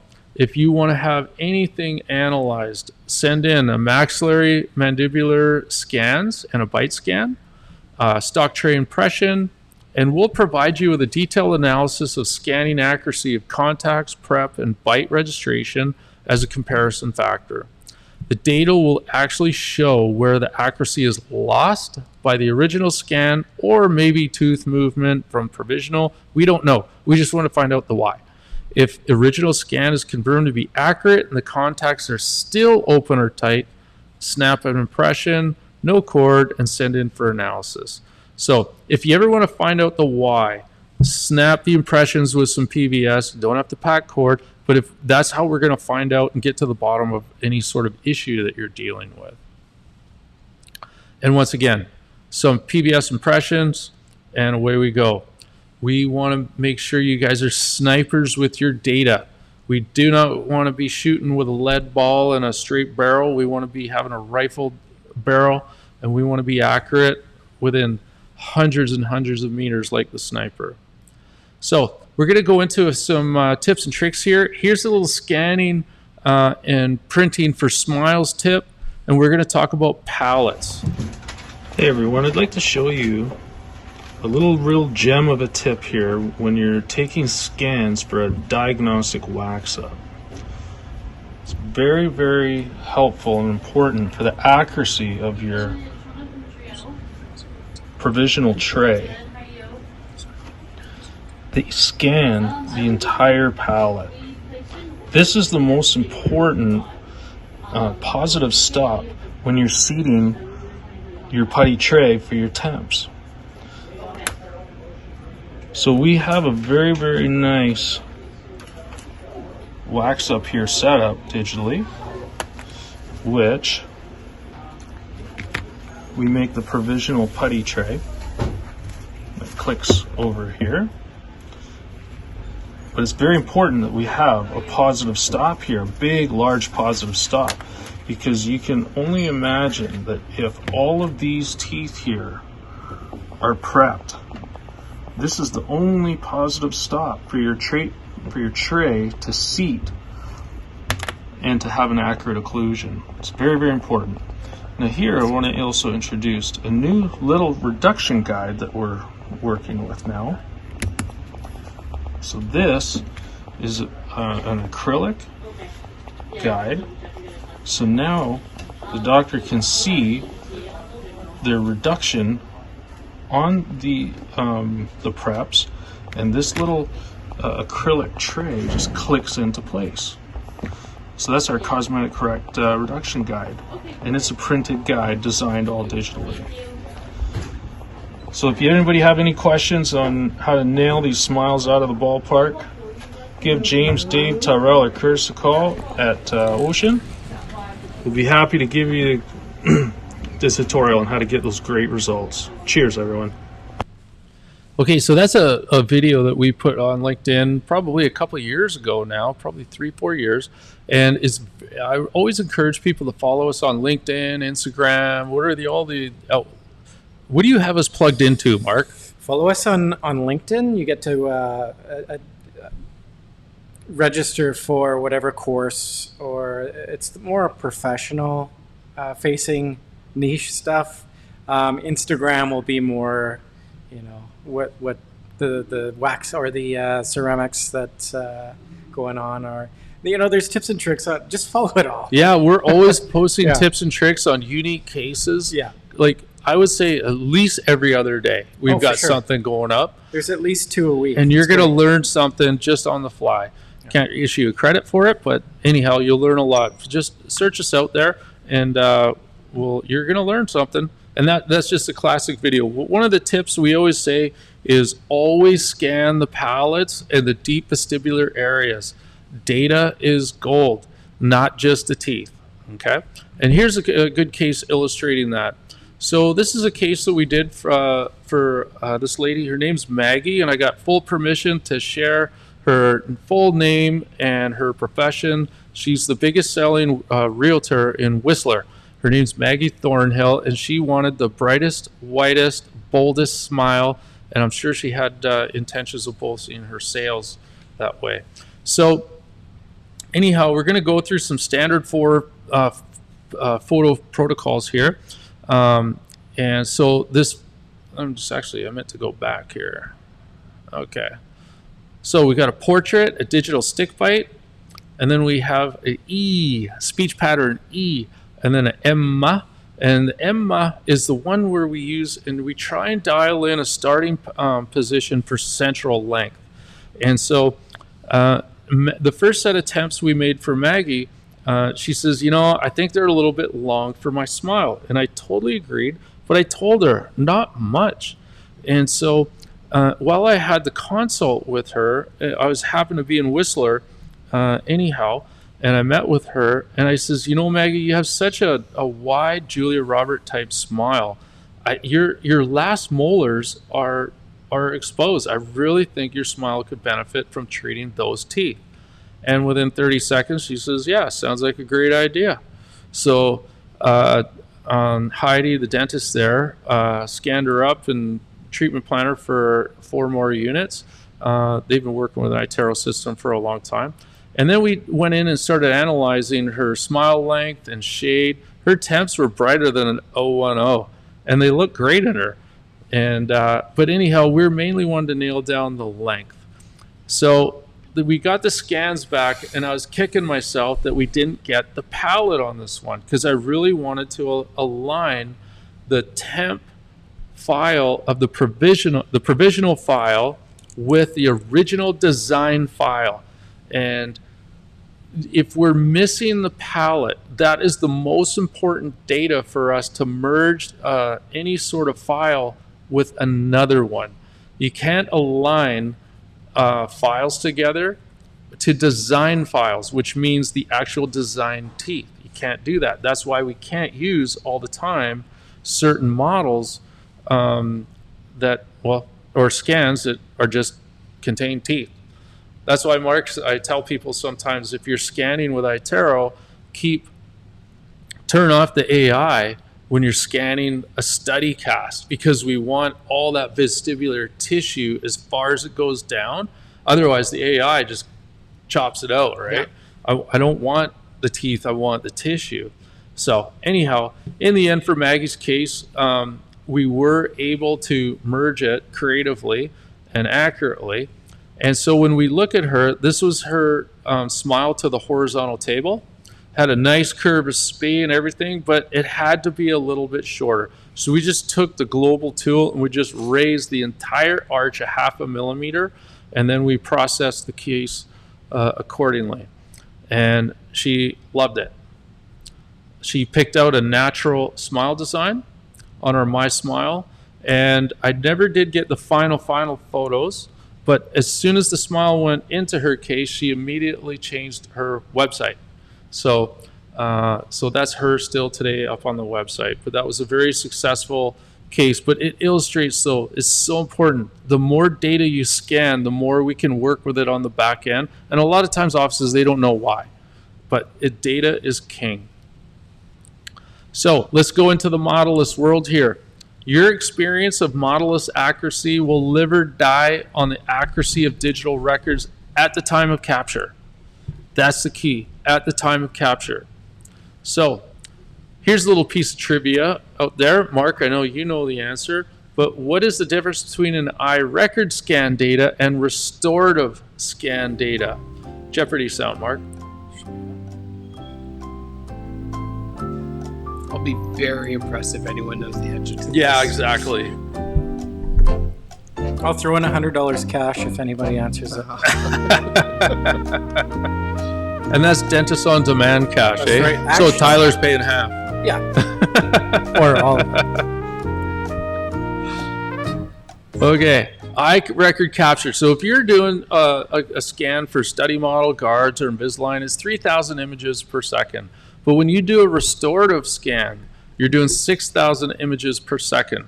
And that's the key to accuracy in the restorative world. So I want to talk about, and Steve, you tell us, I remember when the first time I made this slide, you still had your demo system, your on your trial system that Mark hooked you up with. But I remember you telling the story when you had the demo system, how you couldn't believe the features were enabling you to treat. I have no idea what you just said. You told me that you treatment planned a couple Invisalign cases and all this sort of stuff that, like, within the first 3 weeks of having that demo system. You remember the trial system that he hooked you up with? Mark hooked me up with the trial system. I'm just trying to think of which cases those were. Well, I know ortho cases all look the same at some point, right? I can't remember the story though that you're referring to. Okay, well, let's just delete that slide then for the next presentation. It was the other Stephen Hill. Yeah, it could have been. Could have been. Nah, he's retired. I was trying to give you an out. So if you want, not an Invisalign case, but I had a gentleman come in and get his front teeth done, and he's a real estate developer, and we wanted to see what length of time it was taking him to grind his teeth down. And you can do this in Invisalign. You can actually merge the files and find out over a 2, 3, 5 year time frame how much tooth structures he's losing. And then he took a look up on the scan and said, "Why are my back teeth yellow?" And I said, "Well, you don't have any need for crowns back there." And he said, "I want all of those changed." So he came back and got 6 more crowns done on on teeth that nobody can see, just because he saw it on the Invisalign or on the iTero scan. And it's not just like the pictures that we used to show about analog photography and it's all distorted and everything. They're 35 millimeter quality SLR captures. They're absolutely stunning. Wow. Well, that's great. But let me ask you this testimony. How's your case acceptance been using the imagery from the scanner? So I think the case that we're referring to is the one that I don't have the before picture to, that we're mentioning in the beginning. Jason came in. What do you think? I said, well, let's take some pictures. Here's the before and after. And I can take a picture with my Invisalign and bring that into the outcome simulator. And he took one look at it and goes, "Okay, can we start today?" And it was like, that was easy. It's so good. It's just, there's no question about it. Is this what I'm going to look like exactly? No, it could be different, but it's going to be really close. Mm-hmm. Awesome. And this testimony is, Steve, you don't do Invisalign is not a big focus in your practice. I don't do more than 1 or 2 a month. Yeah. Right. So it's one thing to hear this. We have many speakers and, they're doing 200, 300 cases a year. Okay, they have the protocols and the right language and everything in place. this is not a big focus for Steve. Steve is a restorative cosmetic dentist, right? Right. I want to get teeth in the right place so that I can fix them better. And sometimes I get people that just have crooked teeth too. That's just easy. Awesome. Thank you. All right, guys, let's segue into looking at some cases. So here's a real life situation where, this was the... Don't think this is mine. No, this isn't your case.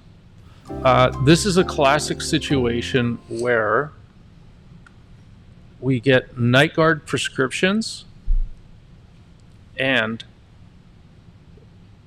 centric bites.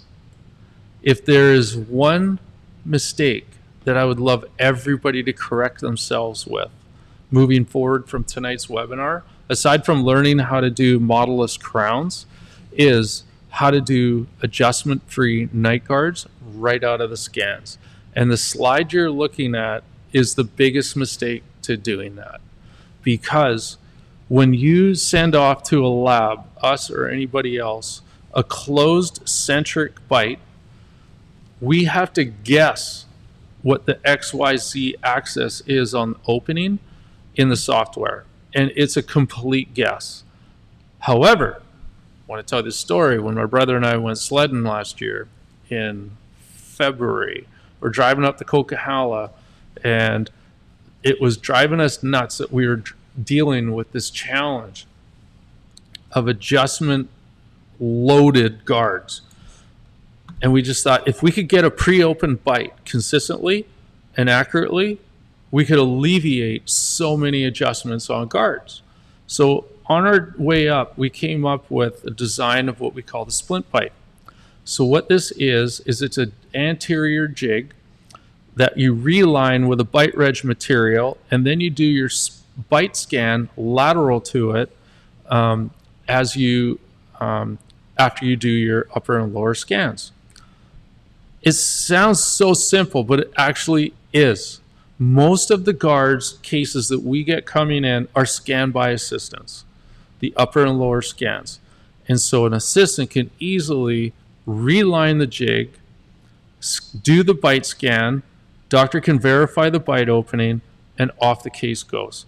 Now, when you do this jig, what's critical is that if you have a severe class 2 occlusion, that's not the jig you want to use, because you're going to be posturing the jaw way too forward through the night. Having said that, it's not a static position that you are putting the jaw forward to, because a standard traditional night guard is floating around on a skating rink. So, however, the key thing is we want to find what that vertical dimension is in the very back there, because that's the area that gets adjusted. If we just hinge open any mandible, whether it's articulator or virtual articulator, if we arbitrarily open it, it's a complete guessing game. But a splint bite jig will definitely translate and record an accurate vertical dimension in that posterior space. And if anybody wants a splint bite jig, literally just drop us an email or a phone call, and we'll buzz a few out to you. It's not a okay, everybody. I want to demonstrate here our splint bite registration system for any nighttime appliance, whether it's a night guard or an orthotic. Most night guards are one appliance application where the appliance goes in, and a lot of times a nighttime orthotic repositioning appliance is two pieces, upper and lower. It's very, very unpredictable to have an adjustment-free appliance if we just arbitrarily open the bite. So what I'm going to show you is whether you're taking an analog or a digital bite registration for a nighttime appliance. We have two options. For a single arch appliance, number one here, this is for a standard night guard. You're going to go ahead and position this. I'll demonstrate how we apply bite registration material here. And then we capture exactly what the AP position is and what the vertical dimension is in the posterior region. These are where all the nasty adjustments are made if we just hinge open a traditional night guard.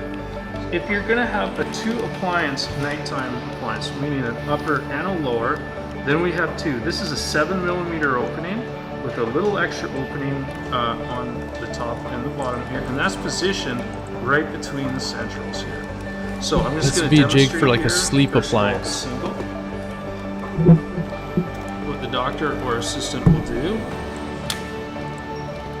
is they will go ahead and dispense.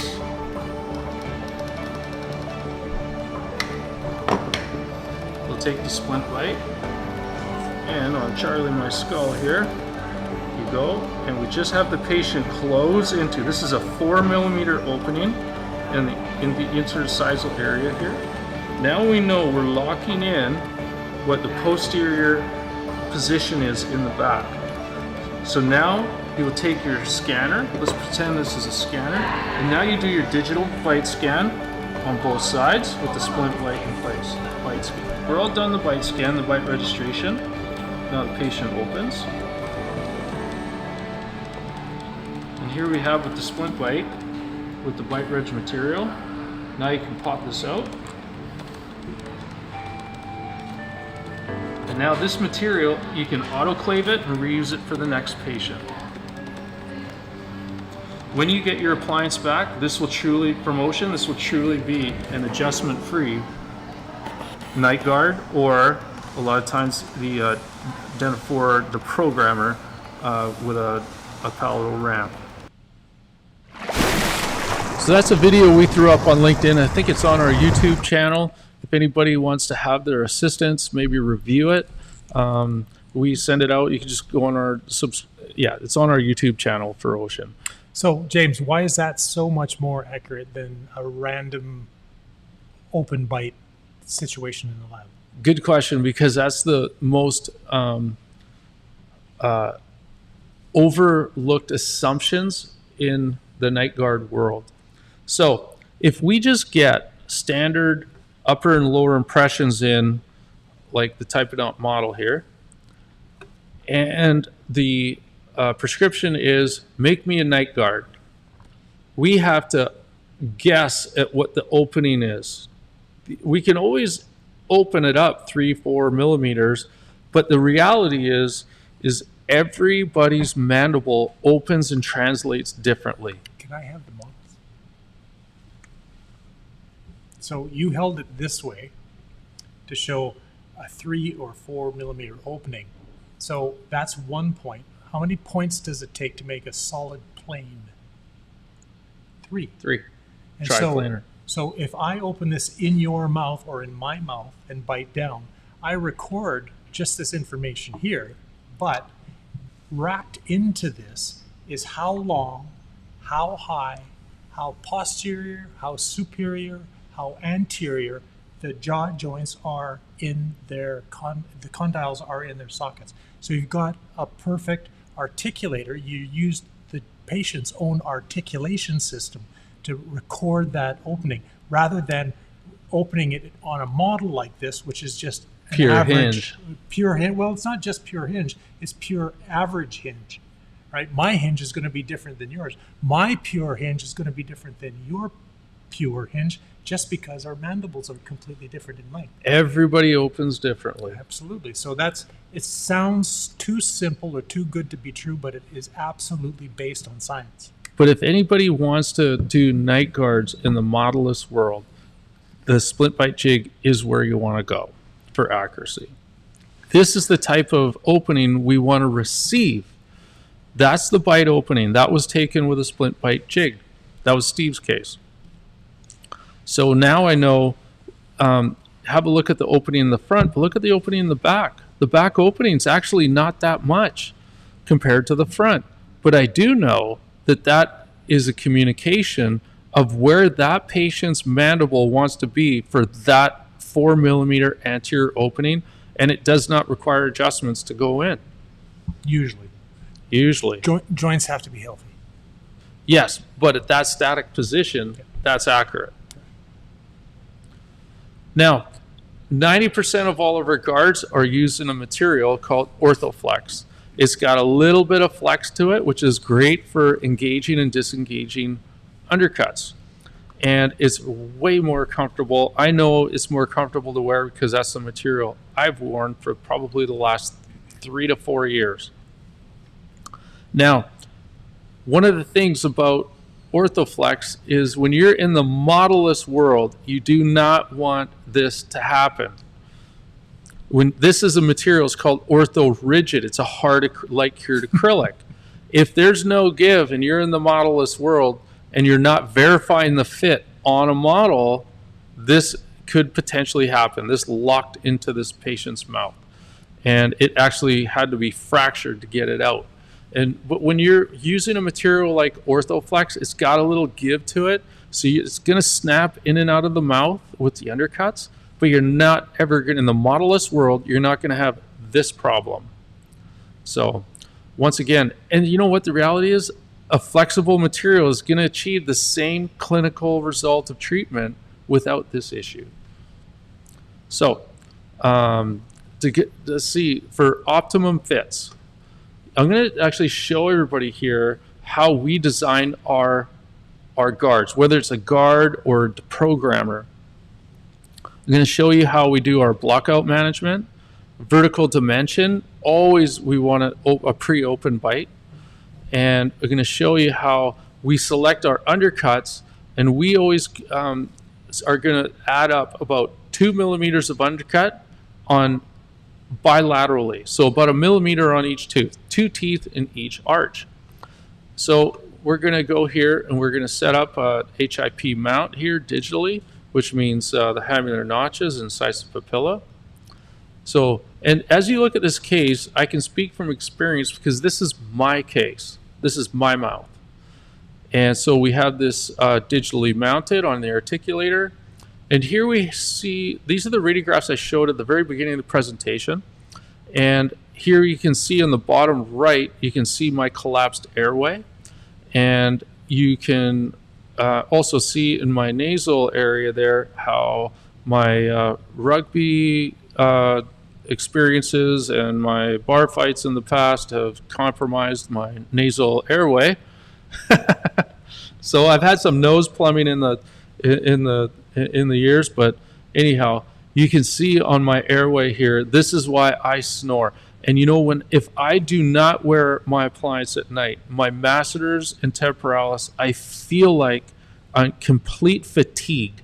So I wear my appliance not only for my airway, but also to deprogram my masseters and temporalis from being activated through the night. There's my airway.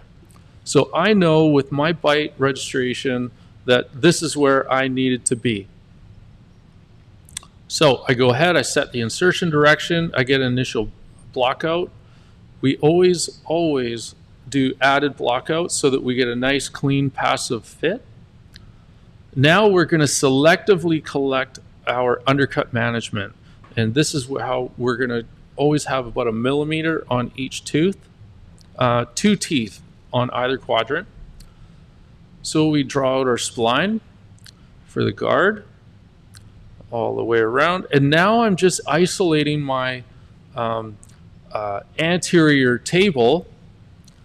And now I'm developing the table, but most of all, the ramp. I'm going to drop this ramp down lingually. It's going to rest on my lower mandibulars, and this is going to posture my jaw down and forward as I sleep. This is what keeps my airway open. And so this is the appliance I wear. It's about 1.5 millimeters thick. We do them approximately 2 millimeters now, just so they have a little stronger retention. Now you can see the areas here where the actual undercut is engaged and where on the other teeth, the undercut is blocked out. This is how you dial in your undercuts, or I dial in our undercuts when you get a guard back, so that the patient doesn't have to wrestle it in and out of the mouth. And it's a nice click fit, we call it. So this is my deprogrammer. And I also have a lower retainer. This is it being printed in Orthoflex in our 5100. So this is my deprogrammer. And I know Steve cringes in his underwear every time he sees me wear it because I'm his patient. But I want to show you, if you look at my new lower retainer, you can see in the anterior region that I've actually added some material to it. What I did was, my wife was complaining that after I had a few whiskeys that I was still snoring.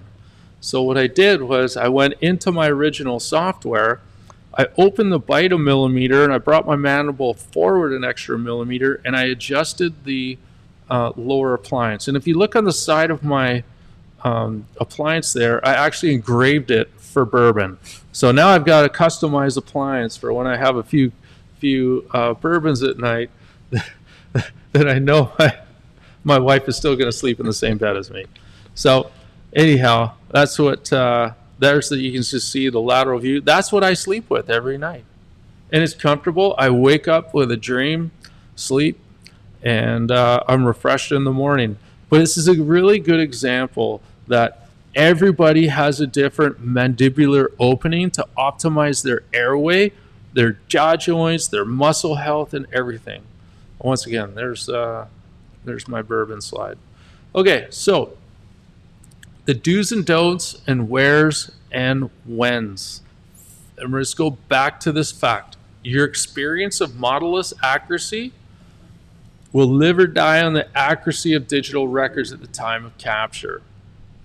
Impression and bite, back to the lab, and then back and we make a modeless crown, and it goes back to clinic. So I want to touch on 5 key areas to evaluate for accuracy. Once again, I'll go back to, we want clarity of all teeth. We're going to talk about quantity of teeth for each case. Clarity of margins. Steve touched on this and explained his cord technique earlier. Clarity of contacts. Remember, we talked about open contacts, tight contacts, and why some of that maybe have happened. And accuracy of bite. We talked about the clenching factor. But first of all, let's talk about clarity of teeth. So, clarity of teeth. This is one of the biggest things I brought home from Raleigh, North Carolina, when I was down at the iTero training. This is one of the things they said is there's a big assumption to just take the air gun, blow it around all the teeth, and then go ahead and scan. And one of the things they explained was dry the surface with a 2x2 gauze. Every surface. Don't use the air gun, because air will just blow any crown matter, saliva, blood and guts, whatever you got going in the mouth. It's just going to blow it somewhere else in the mouth. What we want to do is dry the surface with a gauze. We're going to pick up any matter. That will verify that the surfaces, the contacts, the prep, the everywhere, even the tissue, is the drier the surface, the better the pickup and reflection of light for capturing data. And it's quicker.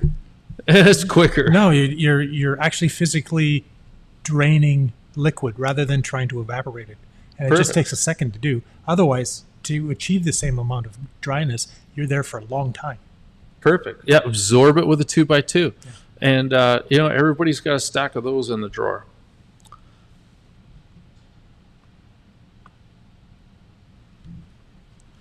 So actually, I'm going to skip this because everybody knows how to dry teeth with a 2x2. That's probably chimed in on the webinar tonight. But this is just a really, really simple point. So next point, scanner tip angled 90 degrees towards any surface being scanned. This is a big, big, big one, because we all know that if I know this in photography, if we shoot light out of a camera and it bounces back into the lens, we can see a reflection of the light from the flashes. But if we angle the camera and the light reflects away, some of that light's lost. And a lot of the data is captured with emittance of capture of light from a scanner. So it's really important that we capture whatever data we can from a 90-degree angle to any surface. Now, obviously, that's a challenge with maybe capturing contacts and the surface of proximal areas. But that's where we just have to rotate the scanner tip a little bit to maximize that as much as you can. But the big word picture was angle it like a toothbrush. You know, we're not going to scrub the gingivals of our teeth from the top. We want to do it at an angled position. Scan pattern, I'll just touch on that. Keep in mind, whenever you have the scanner in the mouth, be always aware of your scan pattern, so that we can accurately stitch data together sequentially. And again, it'll be not only more accurate, but it'll just be easier on you. It's so much easier to get into to create the right habit, to get that pattern going. It's so much quicker. I was in an office today where they were scanning in 15, 20 minutes. I showed them that pattern and that slide, and they scanned in 3 minutes before I left. Wow. There you go. It's just easier. And I always say, like, if you can visualize it in your head, you can translate it through your fingers. That's how we train technicians. We always train with visuals first, and then when somebody gets it in their vision, then they can translate it through their fingers. It's just a real effective training technique. So that's why I'm a big, even when I teach on smiles and everything, you gotta pound the vision in your head and develop it. Okay, so quantity of teeth. Here's a real fact in occlusion. Occlusion drives quantity of teeth to be scanned. If we're just doing a single posterior unit and there's already a posterior stop in place, go ahead and do a quadrant scan. Not a big deal. If you're doing 2 units and you have a last molar as a positive stop, go ahead and do a quadrant scan. But if you're doing anything more than that on the last in the posterior area, or if you're doing anterior cases, just do full arch scans. It's a great habit. It doesn't take any much longer to scan it, but the extra data is priceless for accuracy of function. Really, really important. So let's look at this. Posterior single unit, quadrant scan. We got that posterior stop in place. We're rocking and rolling. That's about as accurate as it can get in that situation. Once again, on the left, we got the teeth there. We've got 2 units. We have posterior stops. One's that happens to be a number 6. Even though we're doing the number 7, that 6 is a posterior stop in the 3 points of a maxillary arch there. Now, when we get these types of cases on the right end, a full 3-unit case, it could be a 2-unit case, but if you look, there's only really 1 tooth in occlusion to develop this function with, which is that bicuspid. We really, really do not endorse that. If you have a free end bridge or 2 units in the end there like this, by all means, just go ahead and just scan the arches. This puts a tremendous element of adjustment into any sort of prosthodontic work. Scan full arches with a case like this. I can't stress that enough. Anterior cases, just do full arches to accommodate proper function. It's just the best way to dial in, especially protrusives and those lateral excursions. Okay, let's talk about clarity of margins to achieve good tissue retraction with two core technique like Steve was talking about. Clean the surface of the prep with a 2x2 gauze. A lot of times this is taken for granted.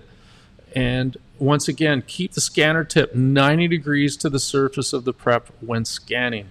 Very, very important. Okay, here is a classic of over scanning and causes open margins. This is also a situation where it could have been the wrong angle of the scanner tip. But I got this slide from when I was down in Raleigh, North Carolina, and they said this is a situation of over scanning. Here's Steve's basic 2-chord technique. We don't have to beat that drum again. He talked about that earlier, but basically 2 chords. Right before you scan, pull the scan out. But this is another big thing. Make sure you get that scan of the prep done within 10 seconds because we don't want tissue to curl over the margins or moisture enter into the field we want to make sure that we actually get that captured under 10 seconds. Angulation matters. I was in an office a week or two ago, and the lady asked me to talk about the scanning and give her some tips and tricks. I says, happy to. So I popped by, and she says, what do you think of my scan? And I zoomed in on the screen, and I says, you know, your margin, I think we can capture better clarity here. And angulation was the big thing. Didn't even roll much really over the front of the prep, and I could just tell the clarity was not there. 90-degree angle to the surface of a dry surface is so important to get accurate data. Okay, 90-degree. Oh, here's my arrows blinking again. I had to correct that. Oh, here's a good example. This is exactly what I saw in the office the other day. So we had on the left here is almost a carbon copy. And I says, you know, let's just rescan that prep, put the bullseye on the top, and let's roll that scanner tip to 90 degree to the buccal surface. It was an anterior like this, and boom, she picked up just an amazing clarity. It was just night and day. It had just a good aha moment. Okay, clarity of contacts achieved with two basic areas of attention. Clean the surface, no air or water rinse. We want to use that 2x2 gauze and keep the scanner tip at a 45-degree angle, the angle of the tip to the contact. And this is this is a classic example of if this contact was clean with a 2x2, this open contact could have been alleviated. So it's a very, very, very effective employment of technique. Clean all surfaces, and here they were talking about scan pattern technique as well. Okay, let's go on here. Accuracy of bite scan. Consider equilibrating overall bite prior to prepping. This is a really, really important one. I got a good slide coming up to illustrate that. But once again, instruct the patient to clench when you're bite scanning. We saw this guy before. And guards, absolutely. Make sure when you do a bite scan with any removable appliance to treat in the nighttime, record that bite scan with a bite opening where you want that appliance to be.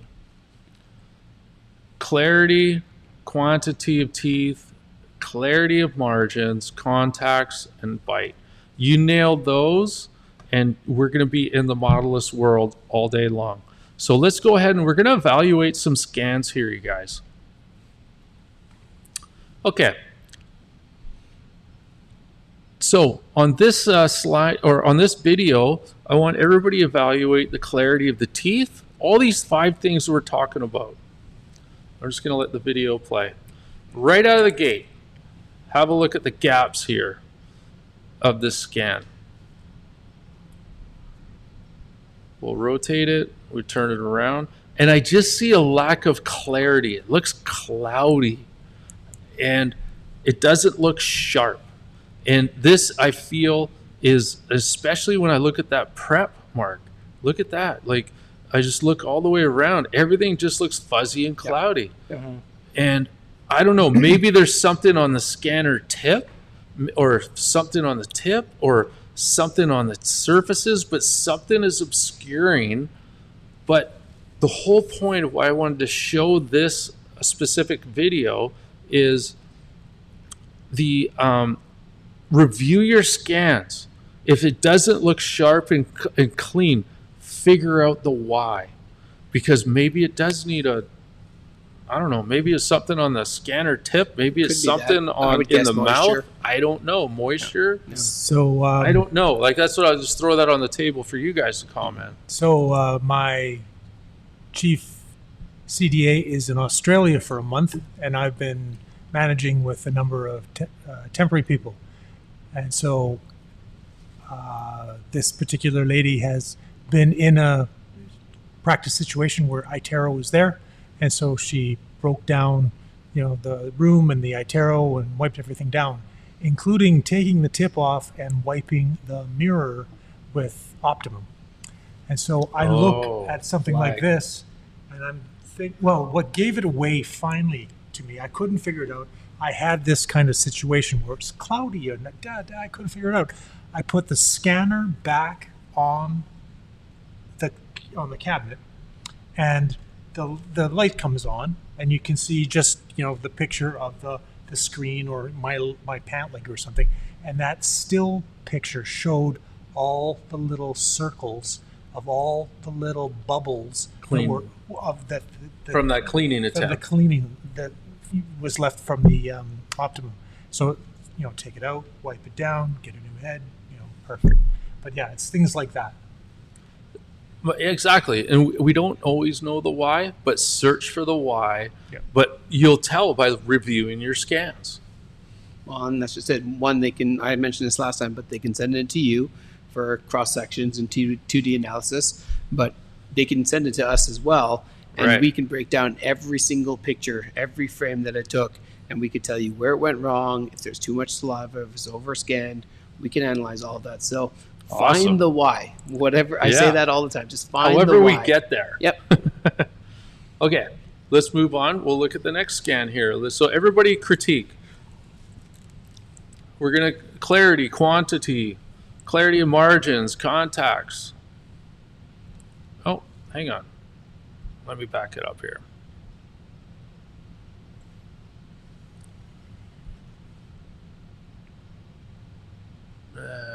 Okay. Okay, it's playing. It's going. Okay, look at all the gaps once again with all the data, missing data. It's going. Mm-hmm. Okay, you see any challenges here, Steve?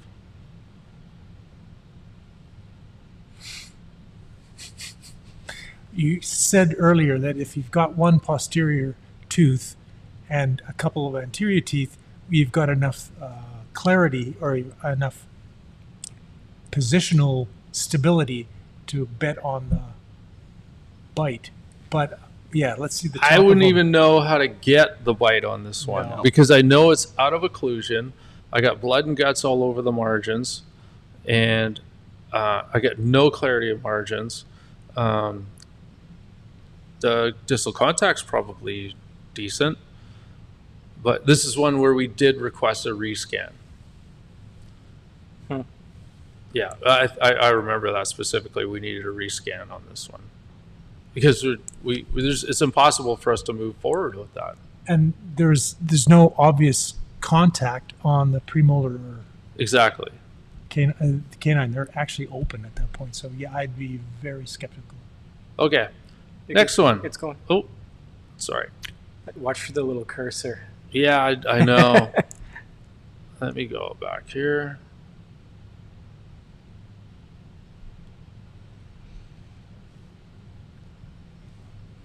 Let me do it the old school way here. Oh, Jiminy Cricket. Okay, let's go through here. We saw that one. Yeah. Saw that one. We did that one. Okay. Get your finger off the one. There you go. That's the one we want. Okay, the cursor's moving. I gotta speed up the video on this one a little bit. It's moving. Okay, now we're rotating. Alrighty, so we're doing a last molar here. I believe it was a metal occlusion PFM on this one. What I like here is all that red contact on here, which means that I've got a really, really good centric to work with. So whatever crown we make in the back there, I know the bite is going to be whatever metal we fit in there. It's going to be adjustment free. I believe the clarity of margins was good on this one. The clarity of contact was good. Oh yeah, I said metal on the occlusal. So this is a decent result. Zooming in there, I'm looking at the clarity of the contact. That's about perfect. I'm liking it. The margin, when I look at this opaque view here, I'm liking the clarity of the margin. Would you have preferred a full arch scan for that though, because it's a posterior prep? It depends how many posterior? teeth are in front of it. Okay. You know, this is one where we have lots of teeth to really jigsaw that bite into place. In a perfect world, yes. Can this work in the real world? Yes. I'd still take it over to the contralateral canine. Yeah. Did 3/4 of the crown. So this is a decent scan. Okay, let's look at this one. Teeth, quantity of teeth, margins, teeth. contacts, bite.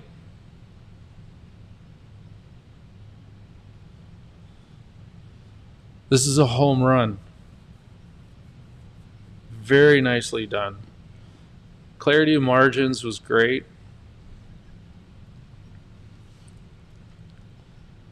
Contacts, full arch, nice prep. It's nice looking. That is great. Yeah. Yeah. It was awesome. Contacts are good. That's a lot of a session.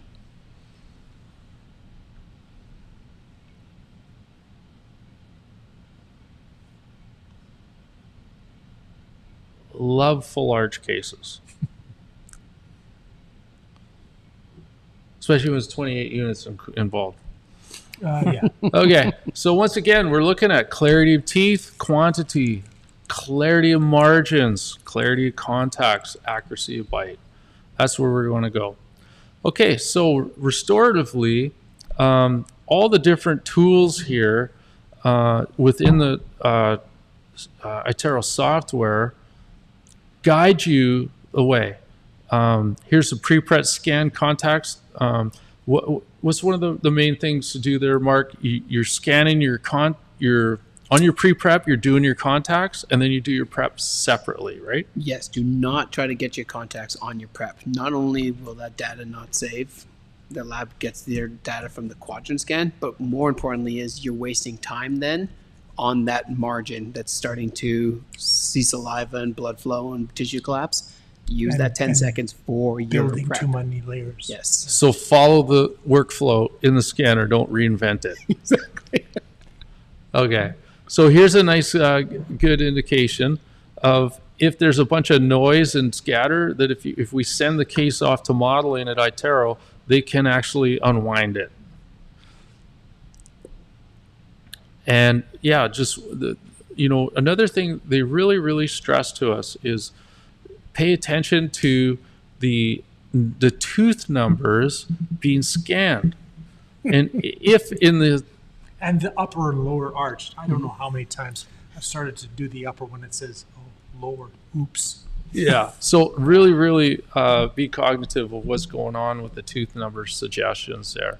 Scanning sequence is very important. But once again, if it gets mixed up, it can be unwound with iTero modeling. So, and be very cautious of overscanning, because if you have open margins, it's usually because a lot of times because of overscanning on the preps, because too much data is layered on top of each other.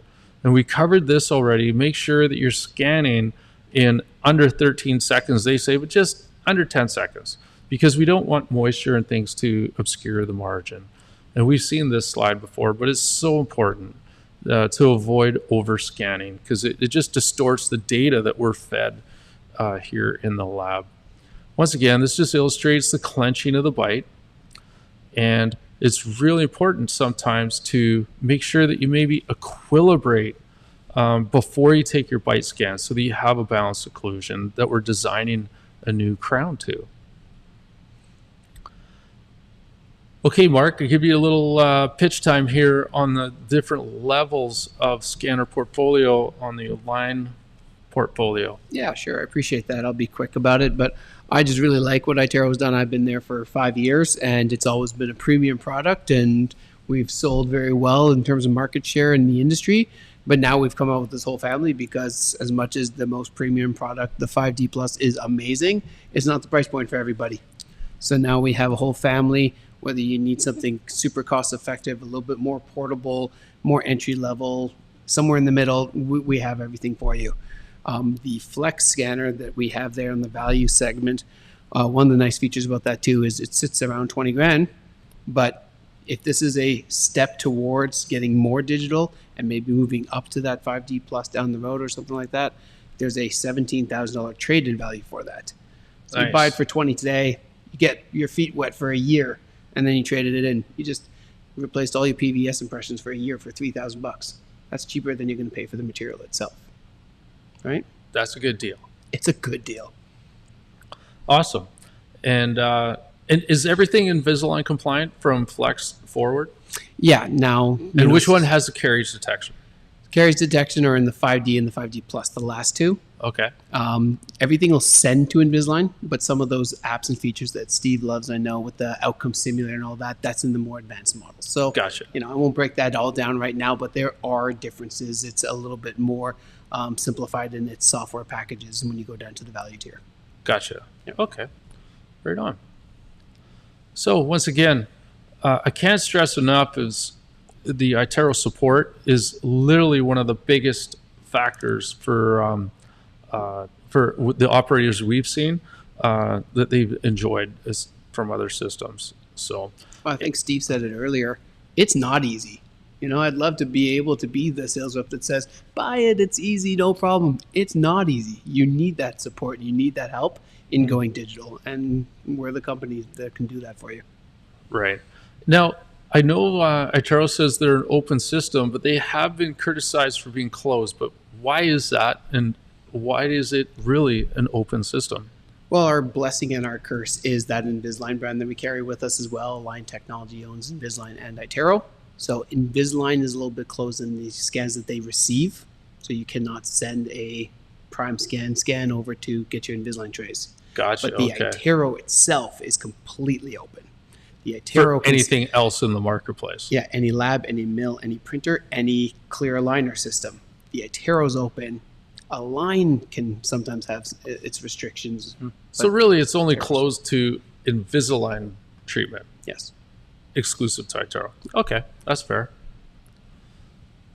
Excellent. And the Flex system is one that we've really been supporting.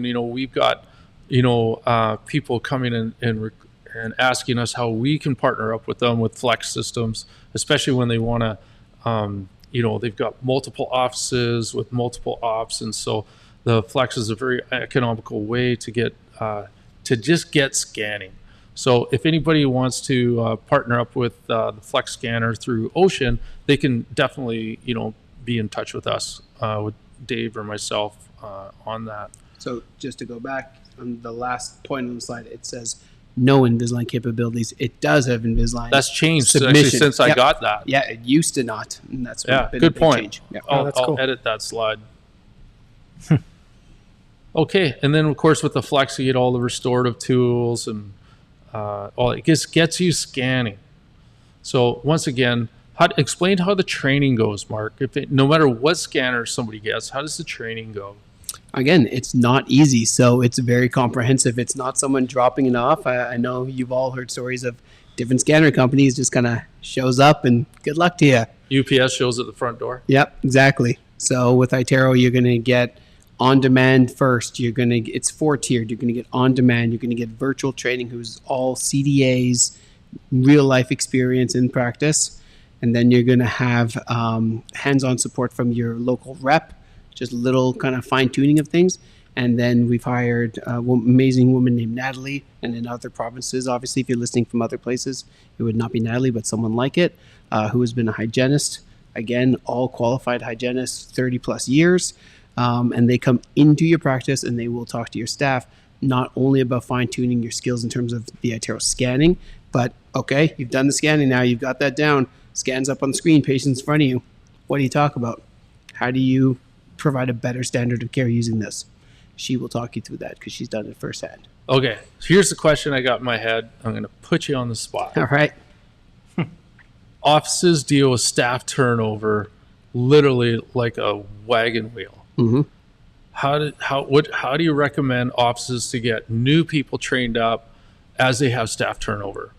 Yeah. So again, it's that support that we have. So I myself cover half the province. I try to support you as best as I can. Steve, I know you've reached out to me personally a few times, and I'm always available to text. I'll drop by when I can. But we have the entire Invisalign team that we've now made more dental knowledge based instead of just Invisalign. So they now are comfortable with restorative. They're comfortable with scanning, all of that. There's, I don't even know anymore, 18 of them in the Lower Mainland, right? Wow. So they're available to come by, hold your hand, help you out if need be. We have tons of on-demand content. We have lectures like this.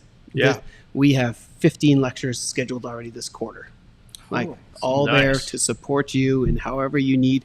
If you want advanced, basic, ortho, resto, whatever it is, we have everything to support you. Awesome. So the last little hiccup I had nothing to do with prior training or anything. Was it you ate lunch too fast? The computer had a glitch. It's just life in our world. This is a computer, like my camera is a computer, and sometimes things go hinky on it and you can't figure it out. I picked up the phone, I talked to somebody briefly, they got me online and they said, press here, press the screen again. You should have a menu that comes up, and I'm pressing, the menu doesn't come up.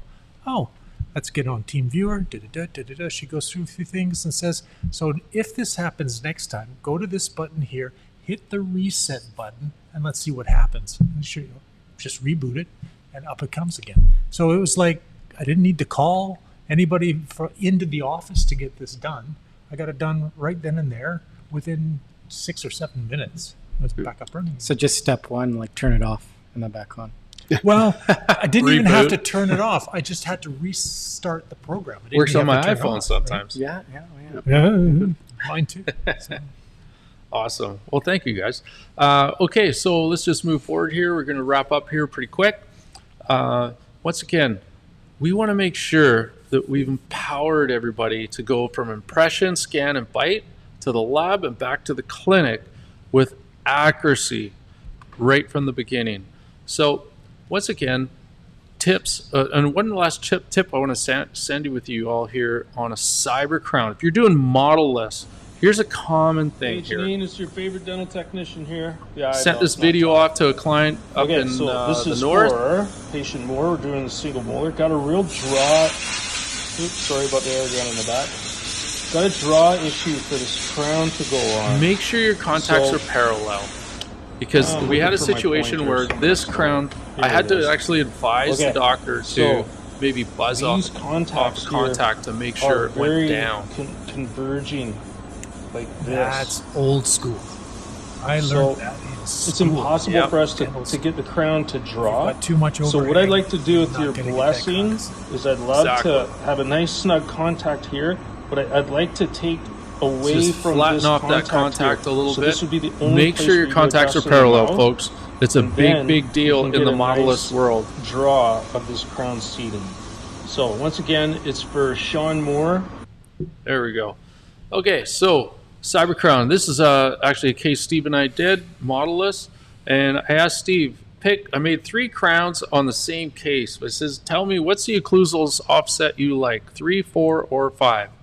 And if my memory corrects me, or if my memory Serves me well. serves me well, that's right. Do I have a member? Yeah. Number 5. Was it 5? I thought it was Bobby Orr, but I may be biased. I'm pretty sure it's number 5. Okay. Everything's Bobby Orr with you. Yeah, I know. That's because the playoffs are on. So, but anyhow, even when we do a cyber crown, a modeless crown, we always do a little check model and just to double check the contacts. Okay, so it doesn't cost extra, but anyhow, we always do a little check model. So modeless crown, this is our crown. If anybody ever wants a modeless crown from Ocean, 1 or 2 units, it's just a single shade guide match, no printed model fee. There is a same day option if you need a fast crown.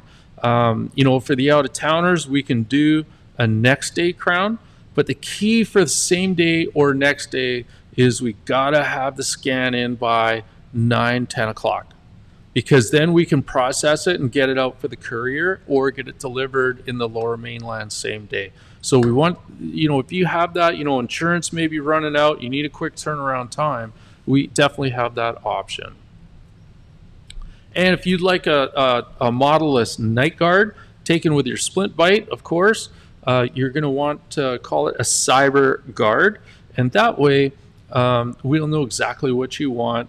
And it's an adjustment-free guard, no cracking. It's got like a 3-year guarantee, no problem.